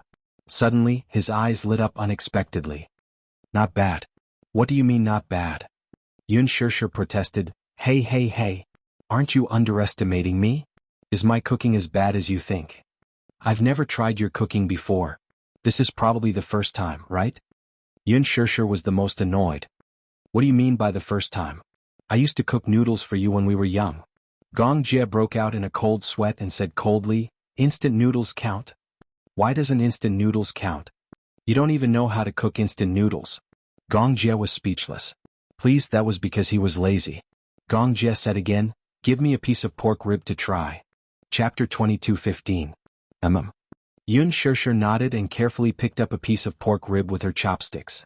She carefully held it in her hands and blew on it gently, afraid that the pork rib would scald him. Be careful, it's hot. Gong Jie was envious and was about to take a bite out of it. Suddenly, a broad palm appeared out of nowhere and pushed him to the side. Before Yun Shishir could react, she saw a tall figure slowly approaching from the corner of her eye. Mu Yaja had entered the kitchen and pushed Gong Jie aside. He calmly held Yun Shishir's wrist and naturally put the pork rib into his mouth. Yun Shishir's lips twitched. Gong Jie came back to his senses and looked up. He saw Mu Yaja holding Yun Shishir's shoulders. His mouth was moving as he looked at him warily. When did he come in? Recalling the push just now, it must have been this fellow. Mu Yaja saw Gong Jie enter the kitchen and quickly followed him. When he reached the entrance of the kitchen, he saw a certain man openly holding his woman's waist and leaning his head on her shoulders. Although this man was his legitimate brother-in-law, he found this scene extremely annoying no matter how he looked at it. Hence, just when Yun Shishir was about to feed him the pork rib, Mu Yaja walked over and pushed Gong Jie away. He leaned forward and pulled Yun Shishir into his arms as if declaring his sovereignty. When Gong Jie saw this, he narrowed his eyes slightly and snorted coldly. Brother-in-law, what are you doing? Mu Yaja said righteously, I'm here to help. Help? Who would believe that? He obviously didn't want to see him being too intimate with his sister. Gong Jie gritted his teeth. This was the reason why he didn't want his sister to get married. Out of nowhere, another man appeared in his sister's world and fought with him for his sister's love. More importantly, this fight was perfectly justified. He had no room to refute. Gong Jie felt particularly unbalanced. He glanced at Mu Yaja, only to see him sizing him up as if he was looking at an invader. The two men glared at each other like tigers eyeing their prey. In the air, electric currents couldn't help but collide. Like electric sparks, they faced off in an invisible confrontation. Yun Shishir broke out in a cold sweat. She picked up 2 pieces of pork ribs with her chopsticks and stuffed them into each of their mouths. Then she pushed the 2 of them out. Go back to your seats and sit down. Don't get in the way here. Madam, sister, bang. The kitchen door slammed shut. The 2 men were given the cold shoulder at the same time. They resentfully turned their faces and looked at each other in disgust. Yu and Xiao Yichen sat at the side, the corners of their lips twitching. Then they looked at each other and gave each other a look. The 2 little fellows walked over and each of them hooked their arms around a man's arm. Xiao Yichen hooked her arm around Mu Yaja's arm and pushed him back to the table. She urged, Daddy, stop messing around. You're going to be a burden if you go to the kitchen to help. Be good and sit down. Yu pulled Gong Jie to sit opposite Mu Yaja and reminded him, Uncle, be good and sit down. Dinner will be served soon. With that, the two little fellows hooked their arms around each other's shoulders and went into the kitchen to help. Chapter 22:16. Yu Yu and Xiao Yichen served a sumptuous spread of delicacies to the table. Let's eat. The table was filled with laughter. Yun Shishir poured wine for Yun Yeqing and Yun Yeho. As for the mother-daughter pair, they behaved themselves and ate in silence. Yun Qinli was the tactful one. Occasionally, she would chime in with a few pleasing words and quickly immerse herself in the joyous atmosphere. Halfway through the drinking session, Gong Jie and Mu Yaja started a fight. The two men sat opposite each other and downed an entire bottle of white wine. Of course, Gong Jie was the first to start the fight. He first poured half a glass of white wine and raised a brow in Mu Yaja's direction. Then he raised his wrist and offered a toast. That look was undoubtedly a blatant provocation. There was no reason for Mu Yaja not to accept his brother's toast. After all, he was the older one. Besides, how could he have stage fright when his brother-in-law offered a toast? Thus, the two men drank one glass after another and downed more than 2 caddies of white wine. The rest of the group was stunned by the sight. What was even more shocking was that the two did not show any signs of drunkenness even after downing 2 liters of wine. If it were Yun Yeqing and Yun Yeho, they would have long been so drunk that they would have collapsed on the table and lost consciousness by now. These two men, on the other hand, downed more than 2 caddies of white wine. 2 bottles of white wine were almost empty, and only then did Gong Jie and Mu Yaja seem to be in the mood to drink. What a joke. Gong Jie's alcohol tolerance over the years was not for nothing. He still remembered that time when he was trapped in a war zone with a group of mercenaries from Russia. Along the way, when he was tired or sleepy, he would drink some vodka to perk himself up. Those Russians were especially ruthless. Sometimes, when they ran out of vodka, they would go to the medical team to get some medical alcohol, mix it with water and gulp it down. After many years of training, his alcohol tolerance was quite impressive. What about Mu Yaja? Naturally, he would not admit defeat. He had experienced many such situations since he was young, whether it was a dinner party or a drinking party. When he was very young, he started drinking alcohol. His alcohol tolerance was trained since he was young. First, he drank red wine. Slowly, he moved on to white wine, vodka, and many other strong liquors. Therefore, when he and Gong Jie were placed together, their alcohol tolerance was about the same. Neither of them was giving way to the other. Yu Yu watched from the side with a guilty conscience. These two guys didn't drink in small sips. They either didn't drink or drank it all in one go. Wasn't this combat power too terrifying? Could it be that this white wine was mixed with water? With this question in mind, Yu Yu curiously picked up the wine glass when Mu Yaja wasn't paying attention. She licked the white wine with her little tongue. She had only touched a drop when she suddenly choked on it. It was so spicy that she rolled her eyes and clicked her tongue for a long time. Her face instantly turned red from the spiciness. Ha ha ha. Yun Yeqing was amused and deliberately teased her. Yu Yu, does the wine taste good? Yun Yeho could not help but laugh. You're so young, yet you want to learn how to drink like an adult. You're really promising. It suddenly started snowing outside the window. The snowfall was a little sudden and rushed. In just a short while, a thin layer of snow had accumulated on the ground, trees and roof. In just a short while, the snow had become much thicker. Chapter 22:17. As they walked past, they left a trail of footprints of varying depths. Xiangti Walk was a retro castle-designed villa and bungalow. After the snow fell, it felt like a fairy tale world. Xiao Yichen pointed out the window excitedly and exclaimed, "Wow! It's snowing! It's snowing! We can have a snowball fight later." Yu Yu pretended to be reserved and ate quietly. Xiao Yichen suddenly tugged at his sleeve and encouraged him, "Yu Yu, let's play in the snow." "Humph, I don't want to play such a childish game with you," Yu Yu said proudly. However, even though he said that, he ate faster. Only God knew how much he looked forward to having a snowball fight. In the past, when it snowed in winter, Yun Shishir would not allow him to go out and play in the snow. After all, his body was weak. If he went out to play in the snow, he would catch a cold and catch a cold. With little Munchkin's physique, it would take at least half a month for him to recover. Moreover, it was boring to play in the snow alone. Even so, when it snowed, the little guy was still very excited. Hence, Yu Yu would sneak out behind Yun Shishir's back. Even if he hid in a corner and built a small snowman, he would still be satisfied. After the reunion dinner, Yu Yu and Xiao Yichen pestered Gong Jie to build a snowman outside the house. Dragging Gong Jie along was not enough. Yu Yu insisted on bringing Mu Yaja along to have a snowball fight. Mu Yaja was silent. He sized up the 2 little guys who were eyeing him covetously. Who was the one who said not to play such a childish game like a snowball fight? Sensing Muyaja's teasing and playful gaze, Yu, who had just put on his gloves and hat, glanced at him. Then he blushed and cleared his throat.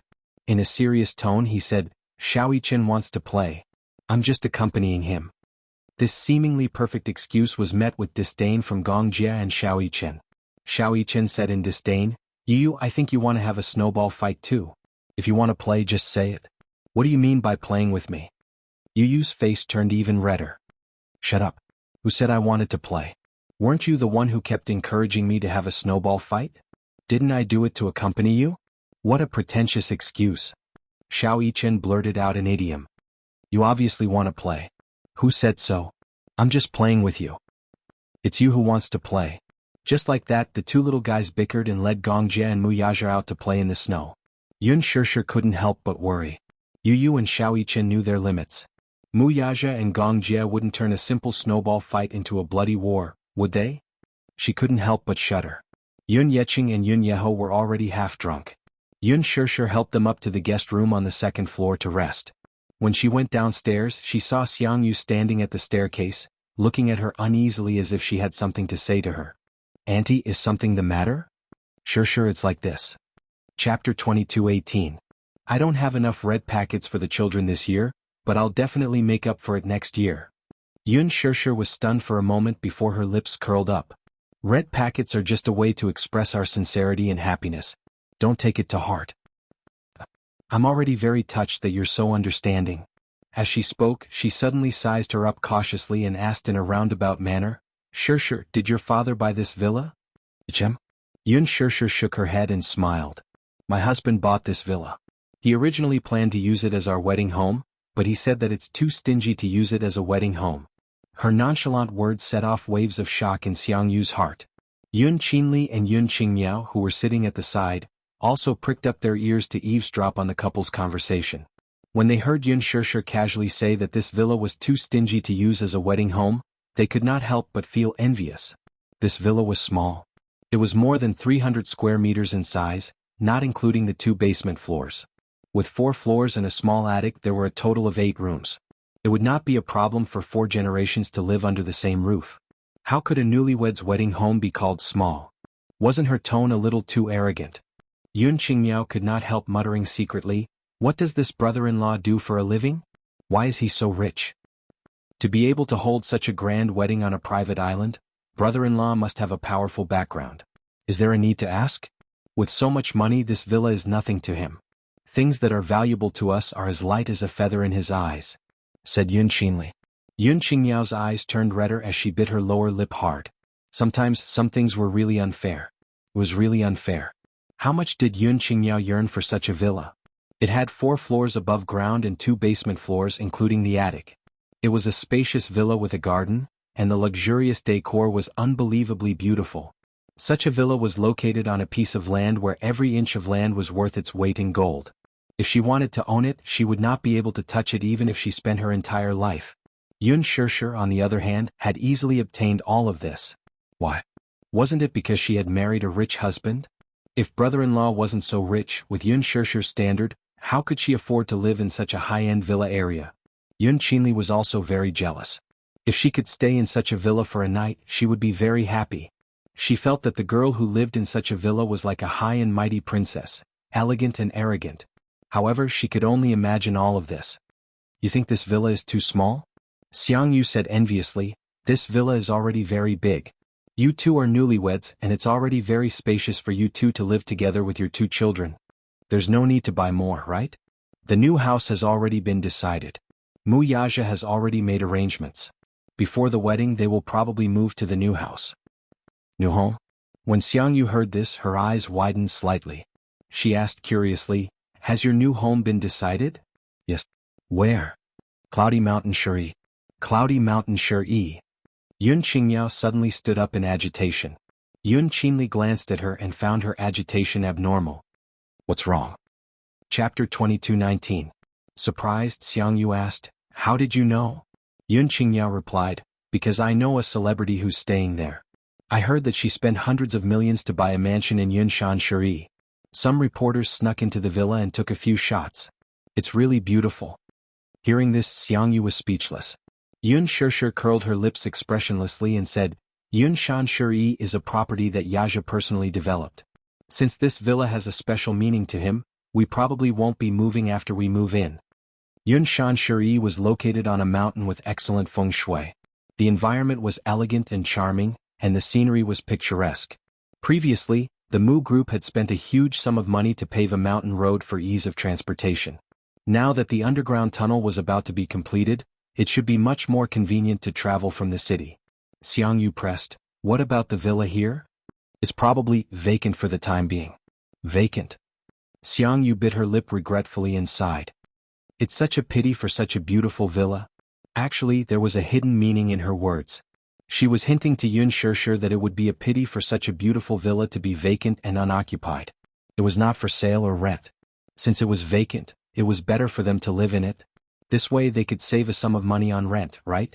However, Xiang Yu was tactful and could not say this out loud, lest she appear too thick-skinned. Hence, she could only beat around the bush and remind Yun Shirshir to take the initiative to invite them to move into the villa. Yun Shirshir was smart enough to understand what Xiang Yu meant, but she pretended not to understand and smiled. He has many properties under his name and most of them are vacant.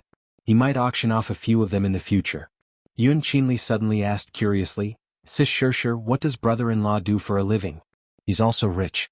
With so many properties under his name and such a huge villa, his net worth should be hundreds of millions, right? Yun Shirshir only smiled and turned around to clear the table. Xiang Yu glared at them. In front of Yun Shirshir, she pretended to be exasperated and said, Qingmiao Qinli, learn more. Don't just be envious of how happy Shirshir is now. She also suffered a lot back then. Now that her life is better, it's all because she has a good eye for people and married such an outstanding person like your brother-in-law. So, when you guys are dating, keep your eyes open and find a good match. In the future you can live a good life like Shirshir. Yun Shirshir's movements suddenly stiffened. On the surface, Xiang Yu's flattering words fell into her ears, but they were especially unpleasant. What she was implying was that the reason she could live such a good life was all because of men. But what made her uncomfortable was that she made it sound as if she had chosen to marry Mu Yaja because of his wealth. But in reality? No matter if it was poor, rich or poor, even if it was just a small house, she would be satisfied. The definition of home was not how big it was. Instead, it was home where she could see the person she loved and live in harmony and warmth. That was her ideal home. Yun Qingmiao and Yun Qinli were still saying enviously, Sis Shirshir is so lucky to be able to meet such a perfect man like brother-in-law. Chapter 22:20. Yun Shirshir turned around and smiled sweetly all of a sudden. I'm indeed very lucky. The man I love loves me back. This is a blessing that many people can only wish for. How can love alone be enough? Love is important, but material things are also indispensable. Yun Qingmiao said matter-of-factly. As the saying goes, all things are sad for a poor couple. When looking for a man, it's better to pick one with good qualities. Her mother chimed in. Shirshir, look, Qingmiao isn't young anymore. She's older than you. Your child is already 7 years old, but she's still single. Why don't you take a look and introduce a good man to us? Yun Qingmiao stomped her feet in embarrassment. Mom, what are you talking about? Despite her coquettish expression, she was actually looking forward to it. Putting everything else aside, just any one of Mu Yaja's circle of friends was a suitable candidate. If she could hook up with a man of noble status like Mu Yaja, she would not have to worry about food and clothing for the rest of her life. She would be able to live a life of luxury just like Yun Shirshir. Yun Qingmiao's plan was shrewd and ruthless. Yun Shirshir, however, merely smiled and said, It's not difficult to find a man with good qualities. Yaja's friends are all very outstanding. That's pretty good. Her mother said excitedly. Shirshir, you have to help us. It'll be even better if you can matchmake him and introduce him. The point is. Yun Shirshir suddenly hesitated. The point is? Yun Qingmiao and Xiang Yu stared at her nervously. Yun Shirshir said venomously, The point is that even if you like him, he might not like you. Yun Qingmiao was dealt a heavy blow. Her face turned ashen as she clenched her fists tightly and bit her lip indignantly. Xiang Yu asked awkwardly, Shirshir, how can you say that? Yun Shirshir raised her eyebrows but did not think much of it. She said, He doesn't like just any woman. First of all, she has to be good-looking, have big breasts and have a perky butt. Second of all, she has to be cultured, have a high education, have a good family background and have a good upbringing. Third of all, she has to be able to throw herself at him. Otherwise, why would someone as outstanding as him take a fancy to you? Xiang Yu was speechless for a while. Her face turned red because of Yun Shishir's words. She wanted to refute, but Yun Shishir continued, "It's not wishful thinking to have an excellent partner. However, if he wasn't outstanding enough and had such high standards, he had to be handsome, come from a good family and be rich and powerful. Would such an outstanding man lack fans by his side? Could it be that he couldn't do it? This was not a fairy tale. Even if Cinderella married the prince in the end, it was because she was beautiful enough, gentle and kind enough. Instead of racking her brains to climb up the social ladder, it's better to think about how to become an outstanding lady." With that, she smiled elegantly and enunciated each word clearly. "Qingmiao, don't be envious of anyone. Happiness doesn't come from nowhere. You have to fight for it yourself." With that, Yun Shishir slowly brought the bowls and chopsticks into the kitchen. Yun Qingmiao tried her best to maintain her composure, but her anger could not be quelled. Her chest heaved up and down. After a moment of silence, she lowered her voice and said, "Ridiculous. You married a rich man, yet you don't allow others to have such thoughts." Chapter 22-21. Yun Qingmiao, who was already upset, was instigated by Yun Qingli's words. With nowhere to vent her anger, she could not help raising her voice. "Didn't she say that women should be independent? What about me though? Didn't I rely on my brother-in-law to live such a good life? Would she be able to live in such a beautiful villa on her own? Can I have so many beautiful clothes to wear? Don't you rely on your man? Why are you indirectly mocking me for wanting to marry into a good family? Am I not worthy of marrying into a rich family?" In the kitchen, Yun Shishir frowned when she vaguely heard Yun Qingmiao's disgruntled mutterings. The biggest conflict between women was jealousy. She was not angry at all though. The only reason others were jealous of her was that she was outstanding and lucky enough. Moreover, Yun Qingmiao was right. Mu Yaja had indeed sacrificed a lot for her. Everything she had, including Yu, was a blessing bestowed upon her by this man. She was grateful and cherished it from the bottom of her heart. Perhaps, in the past, she felt a little ashamed of her inferiority when she stood in front of him. She worked hard to become more outstanding so that she could be worthy of him. However, that was only because of her pride. Now she did not think so much. She believed that women should be independent, but that was before Mu Yaja existed. God created men and women, and there was no such thing as equality between men and women. Men had more innate advantages over women, be it in strength, ability or responsibility.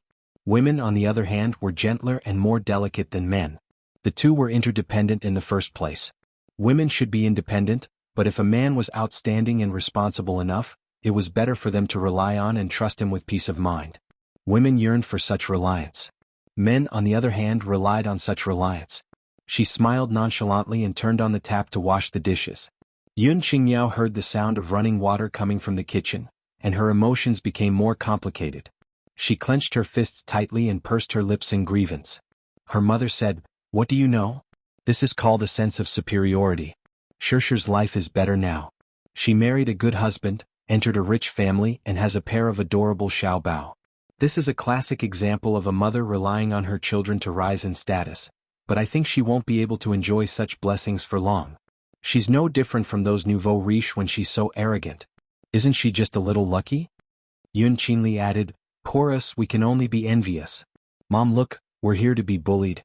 She may seem low-key on the surface, but isn't she just flaunt in disguise? She's just saying that to show us how outstanding she is." Her mother Qingli. "Okay, don't let her hear you." Yun Qingmiao grumbled unhappily, "That's how it is." Qingli didn't say anything wrong. She even said something like, "Why would someone so outstanding like you? Why don't you take a look at yourself? Brother-in-law is so outstanding. Why would he like her? Because she's Yun Shishir." Mu Yaja's cold voice was suddenly heard from the door. The mother-daughter trio jerked their heads up in shock, only to see Mu Yaja at the door. Chapter 22-22. Originally, the door was left ajar and was not closed at all. The two lads were having fun playing in the snow outside. Now that the snow was getting heavier, Gong Jie teamed up with the two lads to have a snowball fight. In the end, they were beaten by Xiao Yichen, whose fighting prowess was off the charts. Mu Yaja originally did not want to participate, but Yu coquettishly asked him to join in the fun. He and Mu Yaja would be on the same team, while Xiao Yichen and Gong Jie would be on the same team. Gong Jie was satisfied with that and encouraged him to join in as well. Mu Yaja simply decided to come back to get a pair of gloves and join the battlefield. However, just as he reached the door, he heard the trio's discussion. His hearing was very sharp. so he immediately heard Yun Qingmiao's jealous mutterings. Thus he stood at the door and coldly sized them up. He did not hide his disgust at all. The trio saw him standing at the door as if he had heard all their complaints about Yun Shishir. For a moment they felt extremely embarrassed. Yun Qingmiao in particular stood up nervously and looked at him in trepidation. She shrunk her shoulders and blushed. "Brother-in-law, when did you come in?" She shrunk behind Xiang Yu's back, obviously feeling very guilty. She did not know how much of her words had been heard by this man, so she felt guilty. Mu Yaja coldly pursed his thin lips and then slowly took a few steps toward them. When he was about 3 to 4 meters away from them, he stopped and slowly walked out. "I don't like anyone talking about my wife behind her back, even if it's someone close to her. Gossiping like this is very annoying." These were not particularly harsh words, but coming from Mu Yaja's mouth, they were full of mockery and disgust. There was a faint murderous aura and an overbearing aura. Yun Qingmiao's body swayed a little and she almost lost her balance. "You dote on my sister so much, don't spoil her. We shouldn't talk about her, but she was the one who, whether I dote on her or not, it's not up to you to stand here and criticize, right?" Mu Yaja curled his lips coldly and said in disgust, "You're not welcome here." Scram. "Brother-in-law, shut up." Mu Yaja's cold and indifferent eyes fell on them, his tone not allowing them to object. Feeling guilty, Yun Qingmiao swallowed the words that were about to rush out of her mouth. She took a deep breath and looked at the tightly shut kitchen door. She did not know where the courage came from, but it could be due to extreme jealousy or displeasure in some aspect. But she snapped, "Why should I? Wasn't this too unfair? What right did she have to put on such a high and mighty attitude, like a spoiled princess who was pampered in the palm of someone's hand? And we're just complaining. Is there no room for negotiation? Moreover, what did I say wrong?